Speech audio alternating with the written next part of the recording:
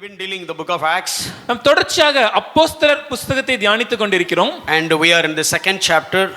அதுல இரண்டாவது அதிகாரத்தை தியானிக்கிறோம். And the long story short, we are dealing like that under the topic of reflect Jesus or imitate Jesus.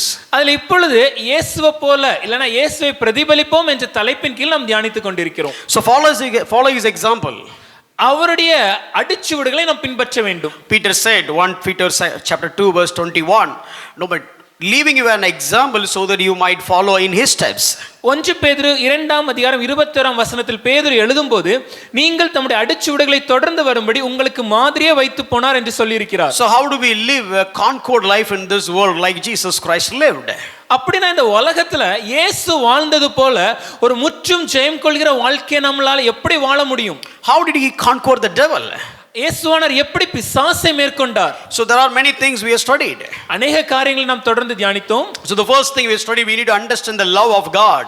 முதலாவதாக தேவனுடைய அன்பை நாம் உணர்ந்து கொள்ள வேண்டும். So when you understand the love of God, you will smell or you will guess the rejection that come from the hell.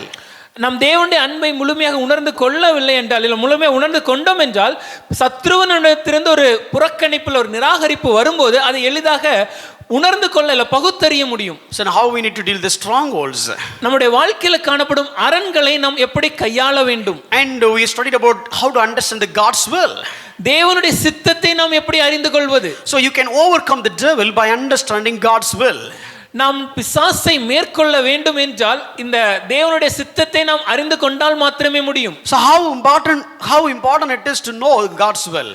அப்படி இருக்குனா இந்த தேவனுடைய சித்தத்தை அறிந்து கொள்வது எவ்வளவு முக்கியத்துவங்க. So you studied, if you want to be wise, know the God's will. நீங்க ஞானவான்களாக இருக்க வேண்டும் என்றால் கர்த்தரின் சித்தத்தை அறிந்திருக்க வேண்டும். Not just to know by the God's will, but make sure that you've been controlled by the will of God. கர்த்தருடைய சித்தத்தை அறிந்திருக்கிறது மாத்திரம் இல்லங்க, கர்த்தருடைய சித்தம் நம்முடைய வாழ்க்கையை ஆளுகை செய்ய வேண்டும். This is related to eternity.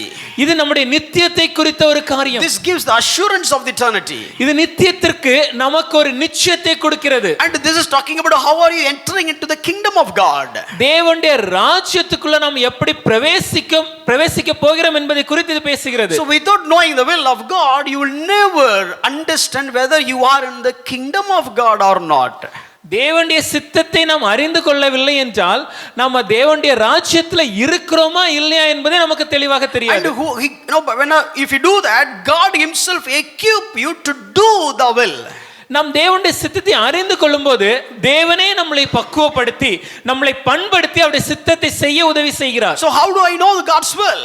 அப்படினா நான் எப்படி ஐயா தேவனுடைய சித்தத்தை அறிந்து கொள்வது? So two key scriptures we have dealt. ரெண்டு முக்கியமான ஆதார வசனங்களை நாம் தியானித்தோம். Psalm 40 verse 8. சங்கீதம் 48வது வசனம். So I delight to do your will. தேவனுடைய சித்தத்தை செய்ய நான் பிரியப்படுகிறேன். So obviously he knew the will. அப்படினா சங்கீதக்காரனுக்கு தேவனுடைய சித்தம் என்னன்னு தெரியும். By what means? எப்படி ஐயா தெரியும்? Through the word. அவருடைய கட்டளைகளின் மூலமாக. And maybe there are so many common will has been written in the word of God. தேவனுடைய வார்த்தையை பார்க்கும்போது பொதுவான தேவனுடைய சித்தம் என்ன என்பதை தேவன் வேதத்துல எழுதி நமக்கு கொடுத்திருக்கிறார். More than that, அதுக்கு மேலாக how do I know the specific will of God? தேவன் எனக்கு வைத்திருக்கிற தனிப்பட்ட சித்தத்தை நான் எப்படி அறிந்து கொள்வது? Spirit of God will lead us through the word of God when it comes to the specific will of God. தேவன் எனக்கு வைத்திருக்கிற தனிப்பட்ட சித்தத்தை பரிசுத்த ஆவியானவர் தேவனுடைய பரிசுத்த வார்த்தையின் மூலமாக எனக்கு வெளிப்படுத்தி உணர்த்துகிறார். Let me tell you one statement very strongly. ஒரு காரியத்தை மிக அழுத்தமா சொல்ல விரும்புறேன். If you don't know the inscription of the Holy Spirit, you will never able to discern the inspirations of the Holy Spirit. எழுதி கொடுக்கப்பட்ட தேவனுடைய வார்த்தையை நாம் அறியவில்லை என்றால் தேவனுடைய சித்தத்தை தேவன் எனக்காக என்ன வைத்திருக்கிறார் என்பதை நம்மால் உணர முடியாது. Then you will move with your emotions. அப்ப நம்மளுடைய உணர்ச்சிகள்ல நம்ம செயல்பட ஆரம்பிப்போம். Or you will move with the commotions of the people all around. இல்லனா நம்ம சுற்றி இருக்கிற ஜனங்கள் செய்கிற காரியங்களை பார்த்து நாம் செய்ய ஆரம்பிப்போம். ஒன்னு நீங்க உணர்றதுபடி போவீங்க, இல்ல உங்களை சுத்தி இருக்கிறவங்க புலம்புறதுபடி போயிடுவீங்க. Either we'll move with emotion or with commotions. So basically you need to know the word, the written word of God, so that you can hear and discern the voice or the inspirations or the whispers of the Holy Spirit. அப்படின்னா என்ன மிக முக்கியமானதுன்னா, நமக்கு எழுதி கொடுக்கப்பட்ட இந்த தேவனுடைய வார்த்தை தெளிவாக தெரிய வேண்டும். அப்படி இருக்கும் போதுதான் தேவன் என்ன சொல்ல வருகிறார், தேவன் எனக்கு என்ன உணர்த்துகிறார் என்பதை தேவனுடைய ஆவியானவர் உணர்த்தும் போது நம்மளால் பகுத்தறிய முடியும். And make sure that whenever you deal something and you feel that that is the will of God, you need to check, is it adhering the nature of the will of God? நம்ம ஏதோ ஒரு காரியத்தை நம்ம வாழ்க்கையில இதுதான் தேவனுடைய சித்தம்னு செய்ய முயற்சிக்கும் போது நம்ம ஒரு காரியத்தை சோதித்து பார்க்கணும், இது உண்மையாகவே தேவனுடைய குணாதிசயத்தோடு, அவர் சித்தத்தின் வெளிப்படுத்துகிற குணாதிசயத்தோடு ஒத்து போகிறதா? Is it a good will of God? அது அவருடைய நன்மையான சித்தமா? Is it the pleasing will of God? அவருக்கு பிரியமான சித்தமா? Is it perfect will of God? அவருக்கு பரிபூர்ணமான சித்தமா? It may looks like good. ஐயா, பார்க்கிறதுக்கு நன்மையாக தோன்றுதே. It may looks like pleasing God. அவருக்கு தேவனுக்கு பிரியப்படுத்துற மாதிரி தான் But தோன்றுது. make sure that it is a perfect to meet all the will of God. ஆனா தேவனுடைய எல்லா சித்தத்தையும் நிறைவேற்றத்தக்கதாக அது பரிபூர்ணமாகவும் இருக்கிறதான்னு யோசிச்சு பாருங்க. So one God's will never contradict to the other God's will. தேவனுடைய ஒரு சித்தம் தேவனுடைய இன்னொரு சித்தத்திற்கு மாறுபாடாக இருக்க முடியாது. The contradiction, only place you can see the contradiction, the will of God will contradict your human passions. எந்த இடத்துல இந்த மாறுபாடு உண்டாகுனா, தேவனுடைய சித்தம் நம்மளுடைய மனிதனின் இச்சைகளுக்கு இல்ல மனித சுபாவத்திற்கு, சுயத்திற்கு விரோதமாய் காணப்படும். மாம்சத்துல எழும்புற ஆசைக்கு விரோதமா தான் தேவ சித்தம் இருக்குமே தவிர வார்த்தைக்கு விரோதமா இருக்க வாய்ப்பில்லை. The will of God will always contradict in the human passions but will never contradict the word of God. So I no need to have a word from heaven through somebody. அப்படினா இன்னைக்கு யாரோ ஒருத்தர் வந்து ஐயா இதுதான் பரலோகத்துல இருந்து உங்களுக்கு கொடுக்கப்பட்ட வார்த்தைன்னு சொல்லி எனக்கு கொண்டு வந்து சொல்லணும்னு அவசியம் இல்ல. If somebody comes and tells you that okay, God has spoke to me about you, well and good. ஒருவேளை யாராவது ஒருவர் வந்து தேவன் உங்களை குறித்து என்னிடத்துல பேசினார் என்று சொன்னா நல்லதுதான். But don't simply swallow and follow that. ஆனா அதை அப்படியே எடுத்துக்கிட்டு அதன்படி நடக்க ஆரம்பிச்சிராதீங்க. Be like a Berea church. பெரையா திருச்சபை போல் நாம் இருக்க வேண்டும். Even the message, the word comes from Paul, the apostle chosen by God, but still we will evaluate, examine and discern based on the written word of God. பிரசங்கிப்பது பவுலாகவே இருந்தாலும் தேவனால் தேர்ந்தெடுக்கப்பட்ட அப்போஸ்தலனாகிய பவுலே வந்து செய்தியை சொன்னா கூட அந்த செய்தி எழுதப்பட்ட தேவனுடைய வார்த்தைக்கு ஒத்து இருக்கிறதா, சரியாக இருக்கிறதா, வியாக்கியானம் சரியாக செய்யப்பட்டதா என்பதை பகுத்தறிந்துதான் எடுத்துக்கொள்ள வேண்டும். See, before I start the sermon, I have said couple of things. இன்றைய செய்தி ஆரம்பிக்கும் முன்னாடி ஒரு சில காரியங்களை உங்களிடம் சொன்னேன். Let me tell you, I may not be 100% right. நான் ஒரு விஷயத்தை சொல்றேனே, 100% நான் சரியா தான் இருப்பேன்னு சொல்ல வரல. I may not know your situation. உங்களுடைய சூழ்நிலையை பற்றி எனக்கு தெரியாது. I may not know what is there in your heart. உங்களுடைய இருதயத்துல என்ன இருக்குன்னு எனக்கு தெரியாது. It may vary from person to person. ஒவ்வொருவருக்கும் அது வித்தியாசமாக காணப்படும். I don't know what you are going through specifically. It was not a prophetic word. நீங்க தனிப்பட்ட வாழ்க்கையில என்ன காரியத்தை செஞ்சு கொண்டிருக்கீங்க, எப்படி இருக்கீங்கன்னு எனக்கு தெரியாது. இது ஒரு தீர்க்கதரிசனம் அப்படிலாம் நான் சொல்லல. But what I was trying to tell is according to the common will of God, this is right. ஆனா நான் என்ன சொல்ல வருகிறேன் என்றால், தேவனுடைய பொதுவான சித்தத்தின்படி நான் சரியான ஒரு காரியத்தை உங்களுக்கு உணர்த்தினேன். As per the word of God, as per the written word of God, according to that what is the will of God, whatever I said is right. தேவனால் எழுதி கொடுக்கப்பட்ட தேவனுடைய வார்த்தையின்படி, தேவனால் வெளிப்படுத்தப்பட்ட பொதுவான சித்தத்தின்படி நான் சொன்ன காரியங்கள் அனைத்தும் சரியானதே. So go back and discern it. அதனால வீட்டுக்கு போய் கொஞ்சம் யோசிச்சு பகுத்தறிந்து பாருங்கள். I don't want to simply swallow and follow because of I said. நான் சொன்னனால அதை அப்படியே எடுத்துக்கிட்டு நீங்க வாழ்க்கை வாழணும் நான் சொல்ல வரல. I am also flesh. நானும் ஒரு மனிதன் தான். I am also in the fallen world. விழுந்து போன இந்த மனித உலகத்துல தான் வாழ்ந்து கொண்டிருக்கிறேன். I am also subject to the impulse of the devil. பிசாசின் சோதனைகளுக்கும் நானும் விதிவிலக்கானவன் அல்ல. But what I am trying to say is, ஆனா என்ன சொல்ல வரேன்னா, you get it, வார்த்தையை பெற்றுக்கொண்டு discern it according to the word, எழுதி கொடுக்கப்பட்ட வார்த்தையின்படி அதை பகுத்தறிந்து, and study according to the word and analyze according to the word, like the the people of Berea church. பெரையா திருச்சபையின் ஜனங்களைப் போல வசனத்தின்படி இது சரியாக தான் இருக்கிறதா, வசனத்தின்படி இந்த வியாக்கியானம் சரியாக தான் இருக்கிறதா என்பதை பகுத்தறிந்து, if it is aligned with the inscription of the Holy Spirit, you can consider whatever I have said is the inspiration of the Holy Spirit. எழுதி கொடுக்கப்பட்ட பரிசுத்த ஆவியானவரால் நமக்கு அருளப்பட்ட இந்த தேவனுடைய வார்த்தைக்கு அது ஒத்து காணப்படுனா, நான் சொன்ன எல்லாவற்றையும் தேவனுடைய ஆவியானவர் உணர்த்தலின்னு சொன்ன நீங்க எடுத்துக்கலாம். That is why I said discuss with God. அதனால தான் நான் சொல்லும்போதும் சொன்னேன், தேவனோட நீங்க அதை சோதித்து பாருங்க, தேவனிடத்துல பேசுங்க. I don't want you to discuss with your neighbor. உங்க பக்கத்துல இருக்கிறவர் கூட அதை டிஸ்கஸ் பண்ணாதீங்க. Because even I don't want you to discuss with me. அதை என்னிடத்துல நீங்க டிஸ்கஸ் பண்ண வேண்டாம். None is perfect either. உலகத்துல பூரணர் யாருமே இல்லை. But discuss with God. ஆனா தேவனிடத்துல கண்டிப்பா டிஸ்கஸ் பண்ணுங்க. Discuss. அவரிடத்துல பேசுங்க. Then discern. பகுத்தறியுங்கள். According to his inspiration, decide. அவருடைய உணர்த்துதலின்படியே ஒரு முடிவை நீங்க தீர்மானமா எடுங்க. You may be right. அது நிச்சயமா சரியாக இருக்கும். You may be right. நீங்க சொல்ற காரியம் உண்மையா கூட இருக்கலாம். But the other side, ஆனா இன்னொரு பக்கம் பாத்தீங்கன்னா, you may be wrong as well. நீங்க சில நேரம் தப்பா கூட யோசிக்க வாய்ப்பு இருக்கு. Your emotions and your situations are right. நீங்க கடந்து செல்கிற சூழ்நிலைகள், உங்களுக்கு இருக்கக்கூடிய உணர்வுகள் எல்லாம் உண்மைதான். But still you may be wrong. ஆனாலும் நீங்க தப்பா இருக்கவும் வாய்ப்பு இருக்குல்ல. There is no perfection you can find in the world apart from God. தேவனை தவிர இந்த உலகத்துல பூரணர் என்று சொல்வதற்கு ஒருவரும் இல்லை. That is why I said discuss with God. அதனால தான் சொன்னேன், தேவனிடத்துல இந்த காரியத்தை நீங்க கேட்டு சோதித்து அறிந்து கொள்ளுங்கள். Then you will know the will of God.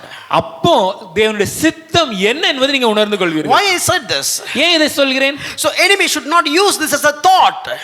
பிசாசானவன் இந்த காரியத்தை ஒரு எண்ணத்தின் மூலமாக அதை பயன்படுத்தி கொண்டு, so as you thinketh in your heart you will be. நீங்க இருதயத்துல எப்படி யோசிக்கிறீங்களோ அப்படிதான் உங்க வாழ்க்கை இருக்கும். So you will become a person based on what you thinketh in your heart.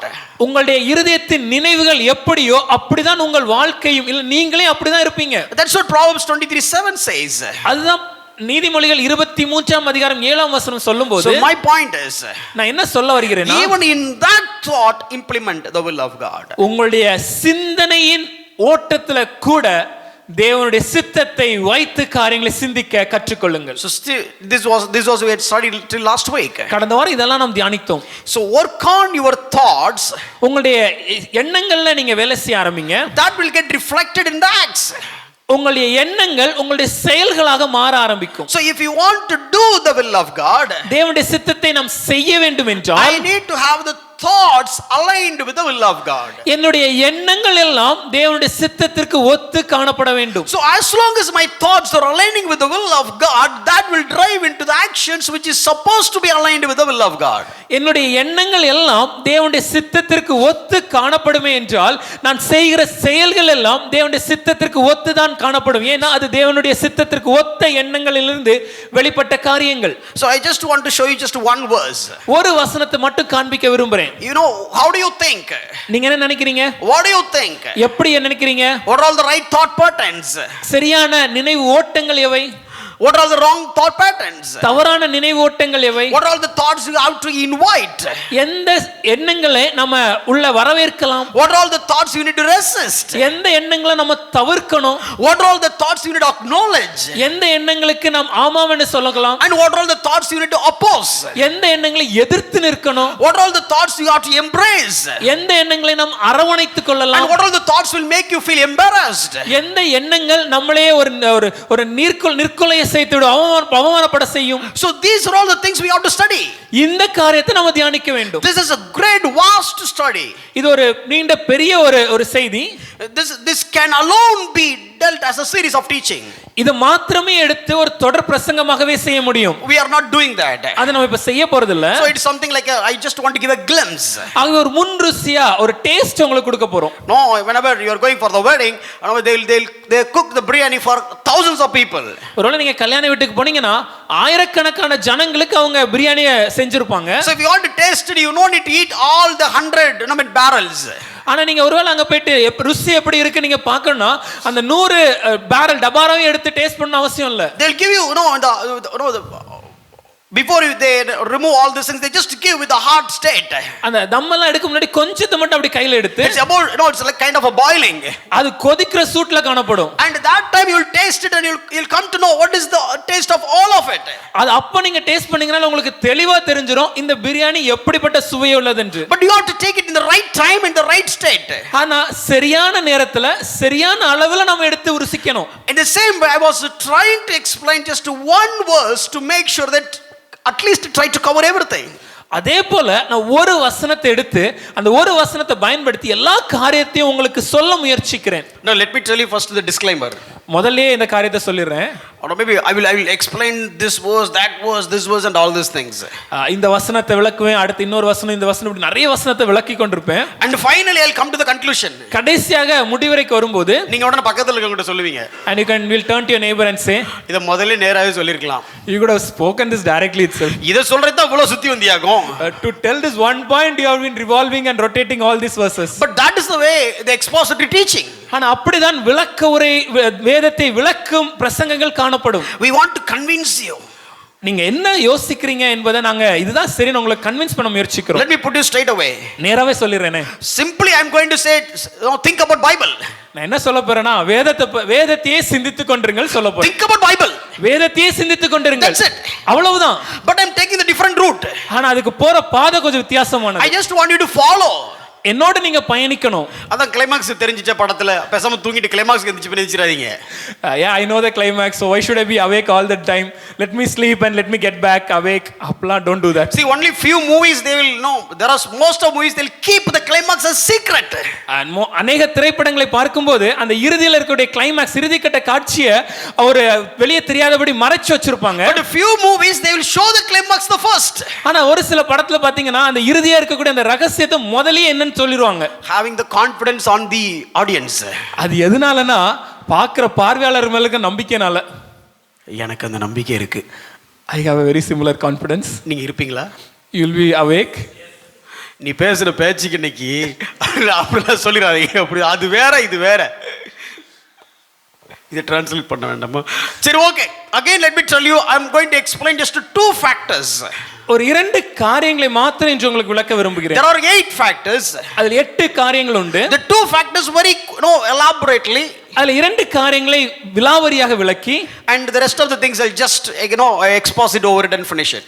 மற்ற 6 காரியங்களை அப்படி மேலாக உங்களுக்கு சொல்லி முடிக்க போகிறோம். I quote one verse first. ஒரு வசனத்தை காண்பிக்கிறேன். Philippians chapter 4 verse 8. பிலிப்பியர் நிருபம் 4ஆம் அதிகாரம் 8வது வசனம். So I want you to first let's read that verse, then I'll explain the context, then we'll take it forward. முதலாவது அந்த வசனத்தை வாசிக்க போறோம். அதனுடைய பின்னணி என்னன்னு உங்களுக்கு சொல்லி அதன் தொடர்ந்து நான் விளக்க போகிறேன். Let me read it first. முதல்ல நான் வாசிக்கிறேன். Finally, brothers, whatever is true, whatever is honorable, whatever is just, whatever is pure, whatever is lovely, whatever is commendable, if there is any excellence, if there is anything worthy of praise, think about these things.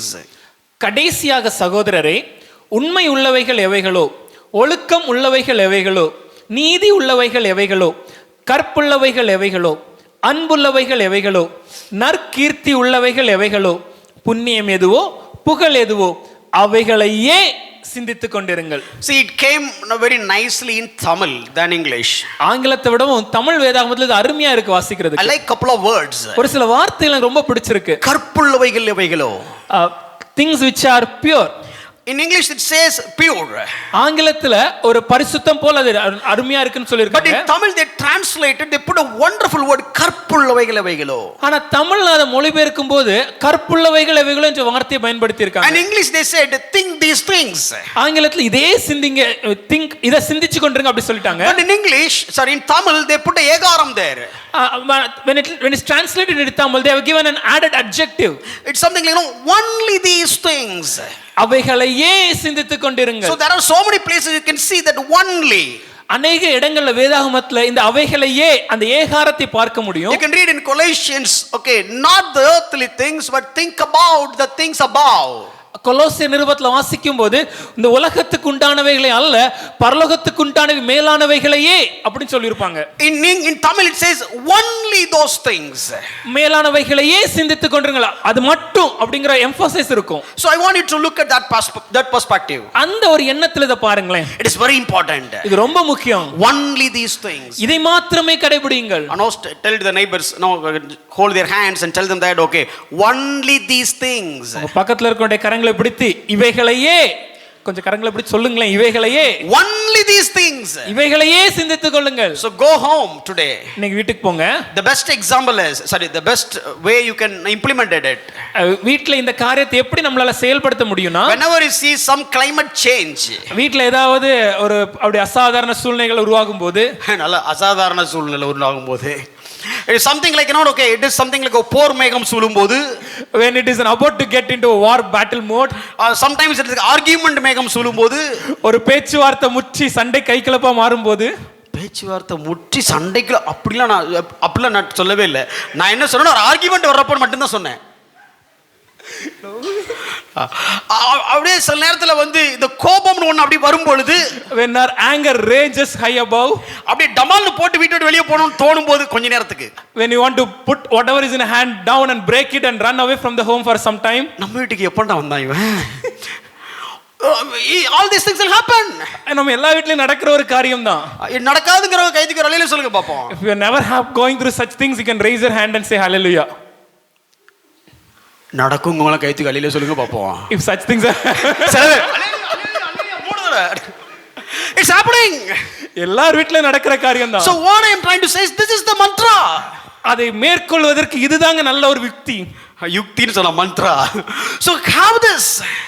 இத பற்றிக் கொள்ளுங்கள். Implement this. இத அப்படியே நடைமுறைப்படுத்துங்க. I have told you already, this is a practical teaching, not about doctrines. நான் ஏற்கனவே உங்களுக்கு சொல்லி இருக்கிறேன், இந்த தொடர் பிரசங்கங்கள் நம்முடைய அறிவுக்கு மாத்திரம் தீனி போடுற ஒரு சத்தியங்கள் மாத்திரமல்ல, அனுதின வாழ்க்கையில அபியாசப்படுத்த வேண்டிய காரியங்கள். You no need to wait for months to get completed so that after that you can implement. No, you can implement right away, even inside the church. ஏதோ நம்ம எல்லாத்தையும் கத்துக்குள்ள பல மாதம் ஆகும், அதுக்கு பின்னாடி தான் இந்த காரியங்களை கடைபிடிக்க முடியும், அப்படியெல்லாம் இல்ல. நம் கேட்கிற உடனடியாகவே இந்த காரியங்களை கடைபிடிக்க முடியும். இன்னும் சொல்லணும்னா சபையிலேயே கூட கடைபிடிக்கலாம். No, prepare a banner at your home. வீட்ல ஒரு பெருசா ஒரு பேனர் வச்சிருங்க. 3 dots, 3 புள்ளி. Think only these things. இவைகளையே சிந்தித்துக் கொண்டிருங்கள். Philippians 4:8. பிலிப்பியர் 4ஆம் அதிகாரம் 8வது வசனம். Whenever there's the cloud of war comes, போர் மேகம் சூழும்போது, and go to the partner whoever it is, உங்கள் பக்கத்துல இருக்கிற துணையிடம் சென்று look at it. அங்க பாருங்க.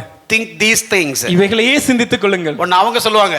And the next the other person will say, அத முதல்ல நீங்க செய்யுங்க அப்படிவாங்க. Why you didn't do it first? ஒன்னு அது நீ செஞ்சேன்னு அப்படி திருப்பி கேட்க கூடாது. So don't ask her why you didn't do it. நான் செய்றேன். I'm going to do. நாம செய்யலாம். Let's do it. பக்கத்துல இருக்க வைஃப் கையை பிடிச்சு சொல்லுங்க. Hold the wife who is sitting next to you, hold her hands. பக்கத்துல இருக்க ஹஸ்பண்ட் கையை பிடிச்சிட்டு, hold the hands of your husband. இத நாம செய்றோம். We are going to do it. சொல்லிட்டீங்களா இல்லையா?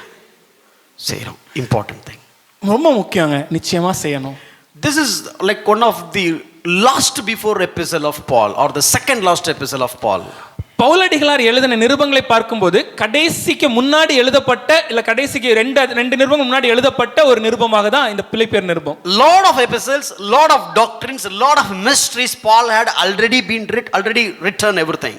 இதற்கு முன்பாகவே பவுல் நிறைய நிருபங்களை எழுதியிருக்கிறார், நிறைய ரகசியங்களை சத்தியங்களை சபைக்கு எடுத்து விவரித்திருக்கிறார். In the climactic writings he didn't talk about much doctrines.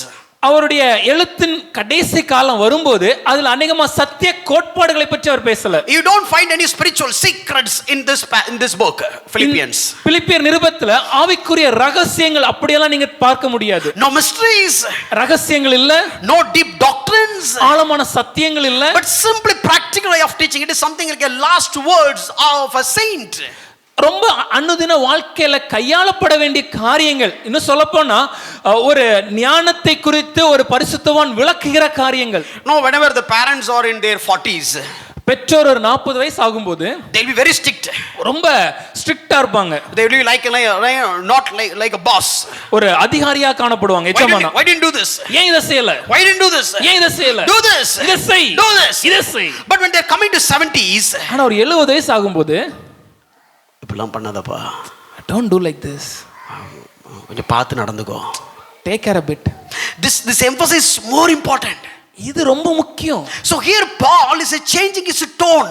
இங்க பவுல் தன்னுடைய எழுத்தின் மொழி வடிவத்தை கொஞ்சம் மாற்றுகிறார். Changing his words. வார்த்தைகளை கொஞ்சம் மாற்ற ஆரம்பிக்கிறார். Changing his theme. அவர் எழுத சொல்ல வர காரியத்தை மாற்றுகிறார். Not about false doctrines. ஒரு தவறான உபதேசத்தை குறித்து அல்ல. Not to establish right doctrines. சரியான சத்தியங்களை அஸ்திபாரப்படுத்த அல்ல. He is trying to tell them, guys, please be happy. ஆனா ஒரு காரியத்தை சொல்றேன், என்னன்னா சகோதரரே சந்தோஷமா இருங்கள். Be content. போதுமென்ற மனதுடன் இருங்கள். Work out your salvation. உங்களுடைய ரட்சிப்பு நிறைவேற பிரயாசப்படுங்கள். And share the gospel. சுவிசேஷத்தை மற்றவங்களுக்கு சொல்லுங்கயா. Those people are doing bad intent, that's okay. Somehow let's share the gospel. அவங்க சுயநலத்தோட செஞ்சாலும் பரவாயில்லை, ஏதோ ஒரு வழியில கிறிஸ்துவின் நாமம் பிரசங்கிக்கப்படுது. இதே ஆரம்ப காலமா இருந்தா அவன மண்டையில போட்டுட்டு இருப்பாரு. But if the early days was get him and throw him away. Now the tone, everything is changing. அவர் பயன்படுத்துகிற அந்த மொழிவடும் எல்லாம் கொஞ்சம் மாறி. Almost come closer to death. அவருடைய மரணத்தை நெருங்குகிற நாட்கள். So that time he is trying to tell something finally. கடைசியாக அந்த நேரத்துல கடைசியாகன்னு சொல்லி முக்கியமான ஒரு காரியத்தை சொல்றார். So this is a kind of final words of a great saint. ஒரு மிகப்பெரிய பரிசுத்தவானுடைய கிட்டத்தட்ட ஒரு கடைசி வார்த்தை இதை சொல்லலாம். It is telling it, maybe it's like a final epistle. இல்லனா ஒரு கடைசியாக அவர் எழுதின சபைக்கு அடுத்து நிருபம் சொல்லலாம். After that he has written only 2 Timothy. இதன் பின்பாக 2 தீமோத்தேயு மாத்திரம் தான் அவர் எழுதி இருக்கிறார். That is not to the church. அது சபைக்கானதல்ல. So let's not deal that. ஆகவே அதை குறித்து இப்ப பார்க்க போறது இல்ல. So this is something like a last epistle from Paul, or I would say the dying Paul, to the living church. ஜீவனுள்ள தேவனுடைய சபைக்கு மரிப்பதற்கு முன்பாக தேவனுடைய அப்போஸ்தலனாகிய பவுலடிகளார் எழுதின ஒரு கடைசி நிருபம், சபைக்கான நிருபம் இதை சொல்லலாம். And he is not only writing to only the Philippians church, but in the conclusion he has put a word, finally brethren.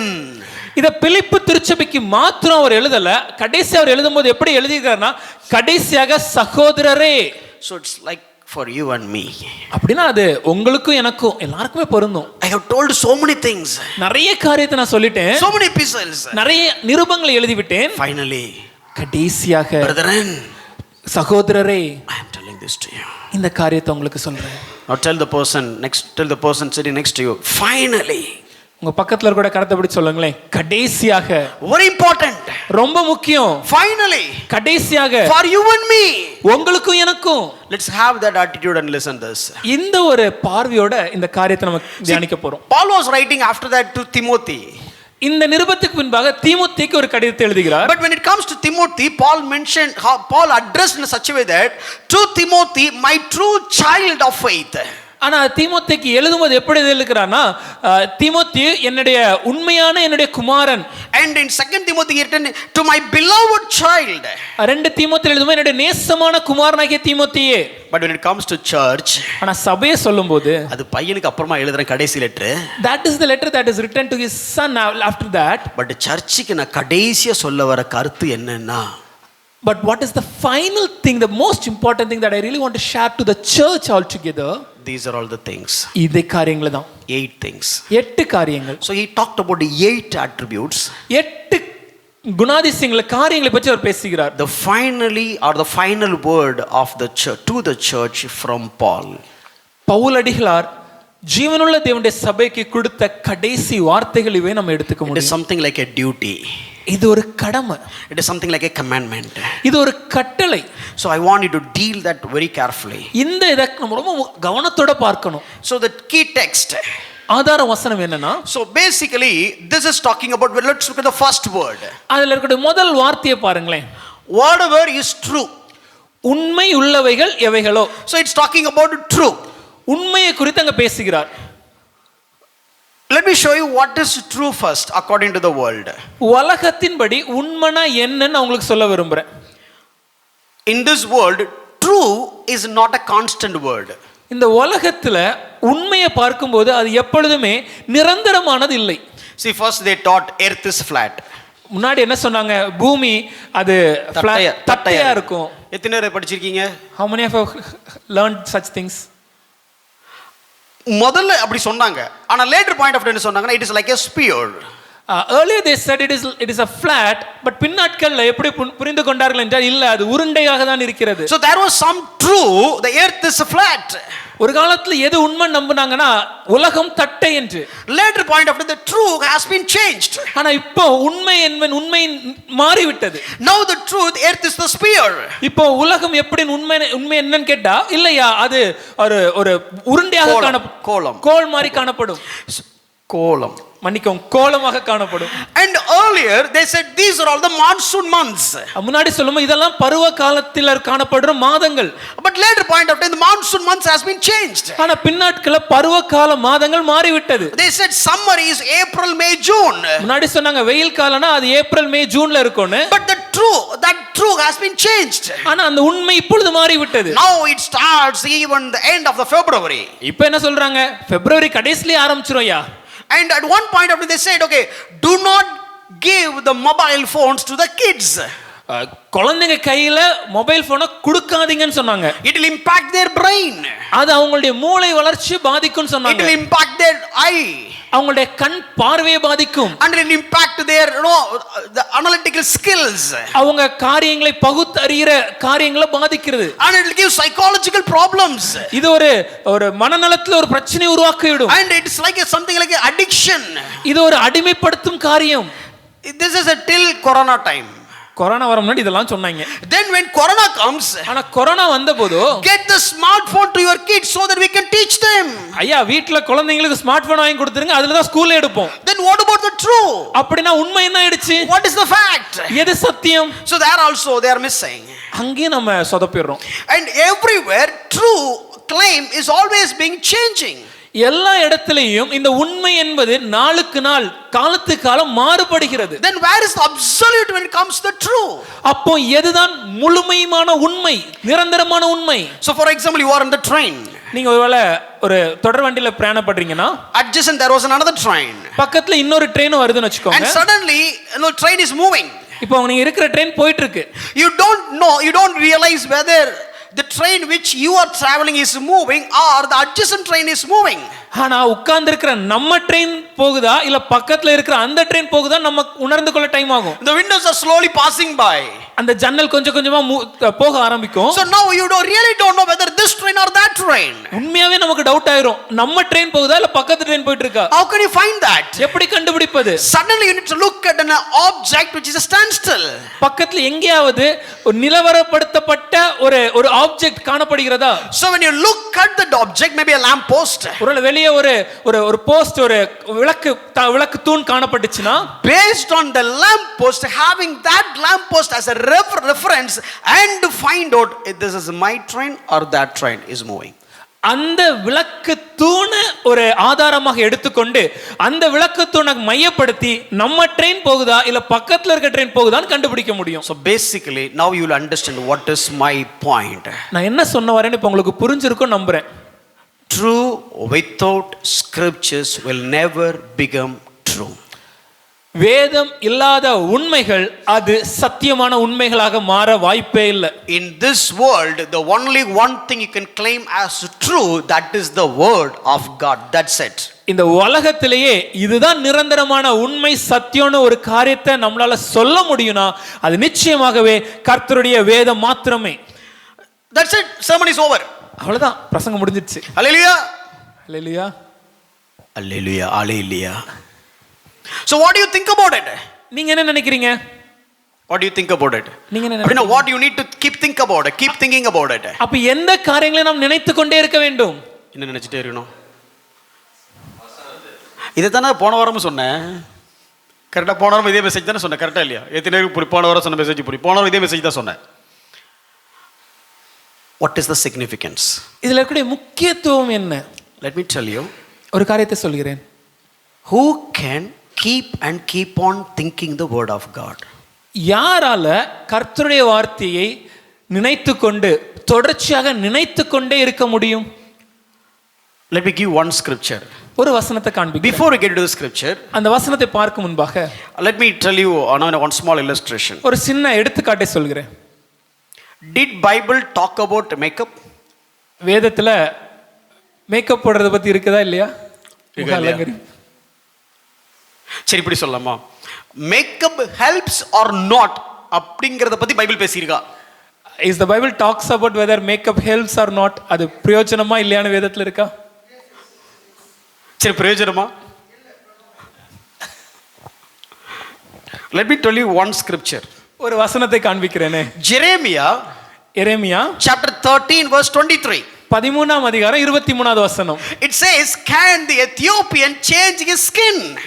Ethiopian தன் தோலையும் and the leopard his spots.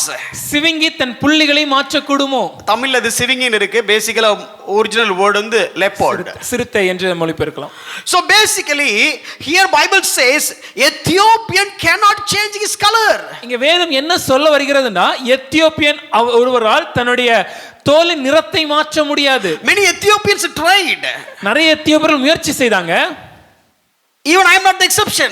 நானும் அதுக்கு விதிவிலக்கல்ல. Many Ethiopians are keep trying. நிறைய எத்தியோப்பியர்கள் இன்றும் முயற்சி செய்து கொண்டே இருக்கின்றனர்.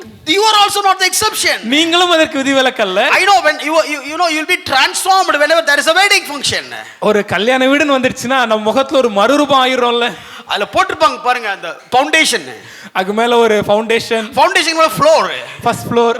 பட் பைபிள் சேஸ், ஆனால் வேதம் சொல்லும்போது, my dear Ethiopian, எனக்கு அன்பான எத்தியோப்பியர்களே, even though you put lot of foundations and so many floors on top of it, but still you cannot change your skin color. எவ்வளவு ஃபவுண்டேஷன், அதுக்கு மேல எவ்வளவு பெயிண்ட், எத்தனை கலரிங் கோட்டிங் போட்டாலும் நம்மளுடைய ஒரிஜினல் கலர் மாத்த முடியாது. You cannot change it. And what is the example for it? அதுக்கு கொடுக்கப்பட்ட உதாரணம் என்ன? Sorry God, you don't understand about the today the technology. தேவனே, இன்னைக்கு இந்த உலகத்துல இருக்கக்கூடிய டெக்னாலஜி பத்தி உங்களுக்கு தெரியல.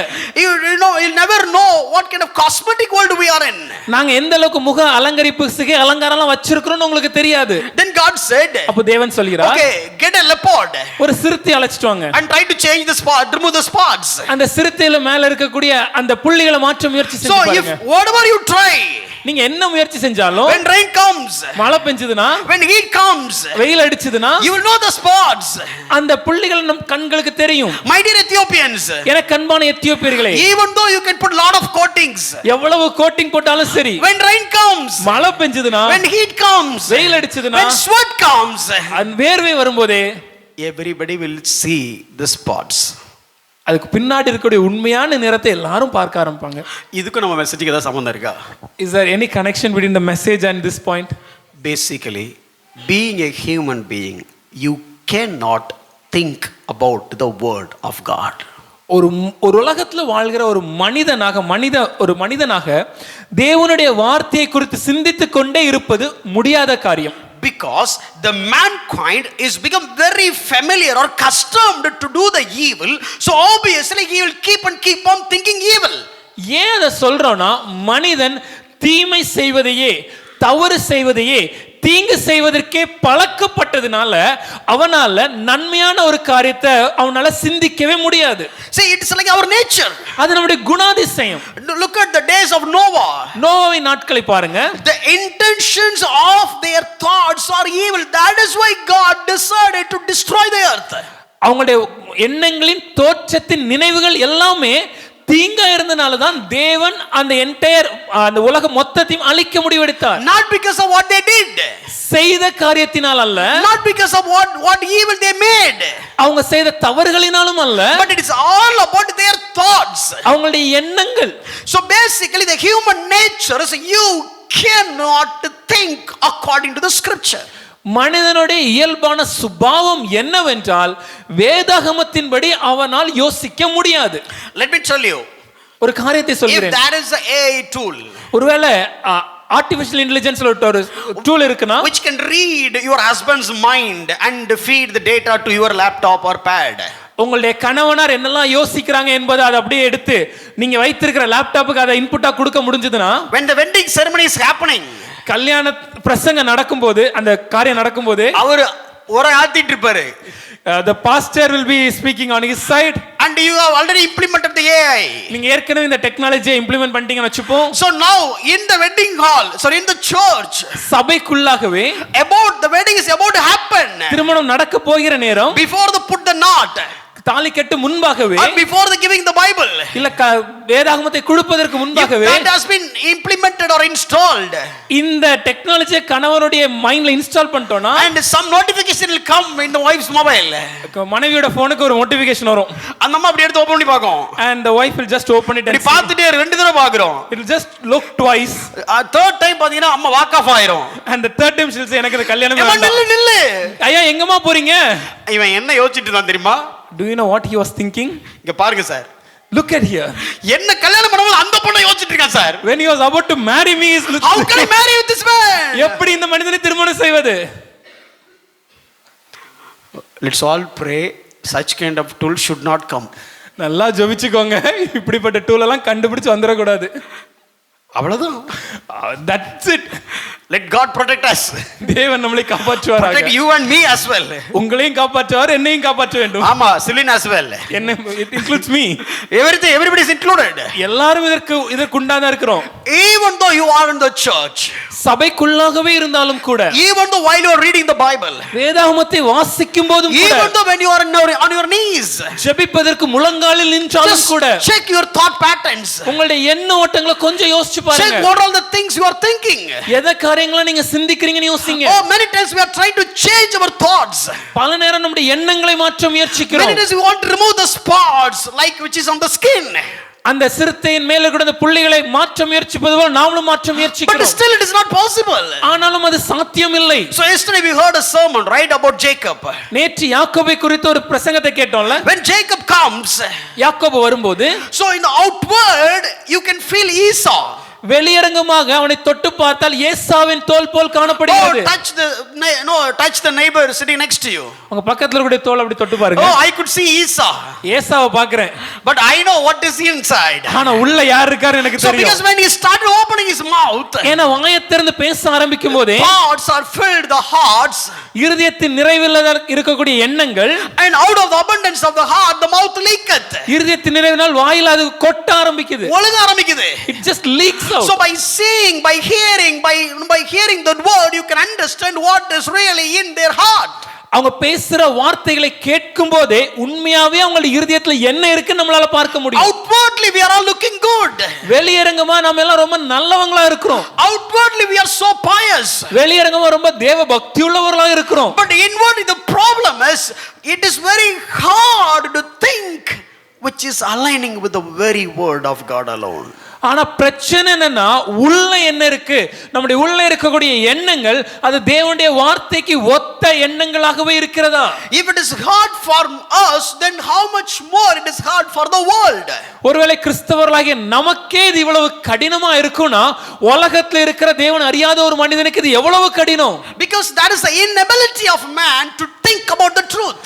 சத்தியத்தை குறித்து யோசிக்க முடியாத அளவுக்கு மனிதன் ஒரு இயலாமையின் நிலைமையில் காணப்படுகிறான். In fact, he hates the truth. இன்னும் சொல்லப் போனா அவன் சத்தியத்தை வெறுக்கிறான். I'll show you the verse. வசனத்தை காண்பிக்கிறேன். John 3:20.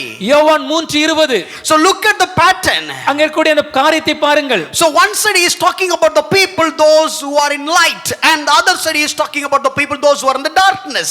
ஒரு பக்கத்துல வெளிச்சத்தில் இருக்கக்கூடிய ஜனங்களை குறித்து அவர் பேசுகிறார், மறுபக்கம் இருளில் இருக்கக்கூடிய ஜனங்களை குறித்து பேசுகிறார். So who is in the light? வெளிச்சத்துல யாரையா இருக்கிறான்? Who does the truth? சத்தியத்தின்படி வாழ்கிறவன். Who is in the darkness? இருளில் இருக்கிறவன் யார்? Who is not doing the truth? அவனுடைய சத்தியத்தின்படி வாழாத ஒரு மனிதன். And who is the person who is in the light? Who is doing the truth? சத்தியத்தின்படி செய்கிறவன் யார்? Who is thinking the truth? சத்தியத்தின்படி சிந்திக்கிறவனே. Who is the person who is not doing the truth? அப்ப இந்த சத்தியத்தின்படி செய்யாதவன் யார்? Who is not thinking the truth? சத்தியத்தின்படி சிந்திக்காத யோசிக்காத ஒருவன் தான். So generally in common, அப்ப பொதுவா நேரடியா சொல்லணும்னா, all don't know what is true. யாருக்குமே சத்தியம் என்னவென்று தெரியாது. So they will don't do true. சத்தியம் தெரியாததுனால சத்தியத்தின்படி செய்ய முடியாது. In fact, they don't want to do true things. இன்னும் சொல்லணும்னா சத்தியத்தின்படி செய்ய அவங்களுக்கு விருப்பமும் இல்லை. Why are you teaching this to us? இதே எங்களுக்கு சொல்லி கொடுக்குறீங்க. Let me tell you. ஒரு காரியத்தை சொல்லுங்க. Next time when you blame your mother-in-law, அடுத்த முறை உங்களுடைய மாமியாரை நீங்க குற்றம் சொல்லும்போது, or if you blame somebody in the family, இல்ல வீட்ல இருக்கிற யாராவது ஒருவரை குற்றம் சொல்லும்போது, understand the common nature of the mankind.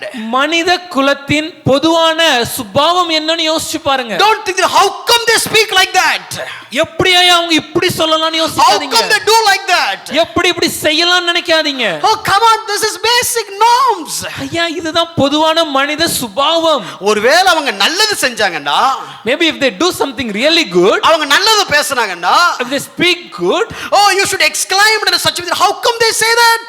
அப்போ நீங்க ஆச்சரியப்படலாம், எப்படியா இவங்க இப்படி நல்லவங்களா இருக்காங்க. Usually they will do evil and they will speak evil, they will think evil, because that is the nature of mankind. ஆனா பொதுவா அவங்க தீமையானதே சிந்தித்து தீமையானதே செய்து அப்படிப்பட்ட காரியங்களை செயல்படுவாங்க. ஏனென்றால் இதுதான் மனிதனின் பொதுவான இயற்கையான சுபாவம். Don't forget that we were also in that bucket for a long time.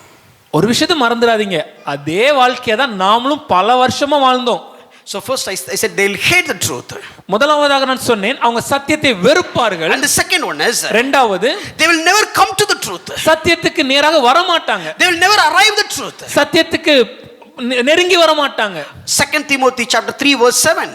2 தீமோத்தேயு 3ஆம் அதிகாரம் 7வது So வசனம். Bible says, வேதம் சொல்கிறது, always learning and never able to arrive at the knowledge of the truth.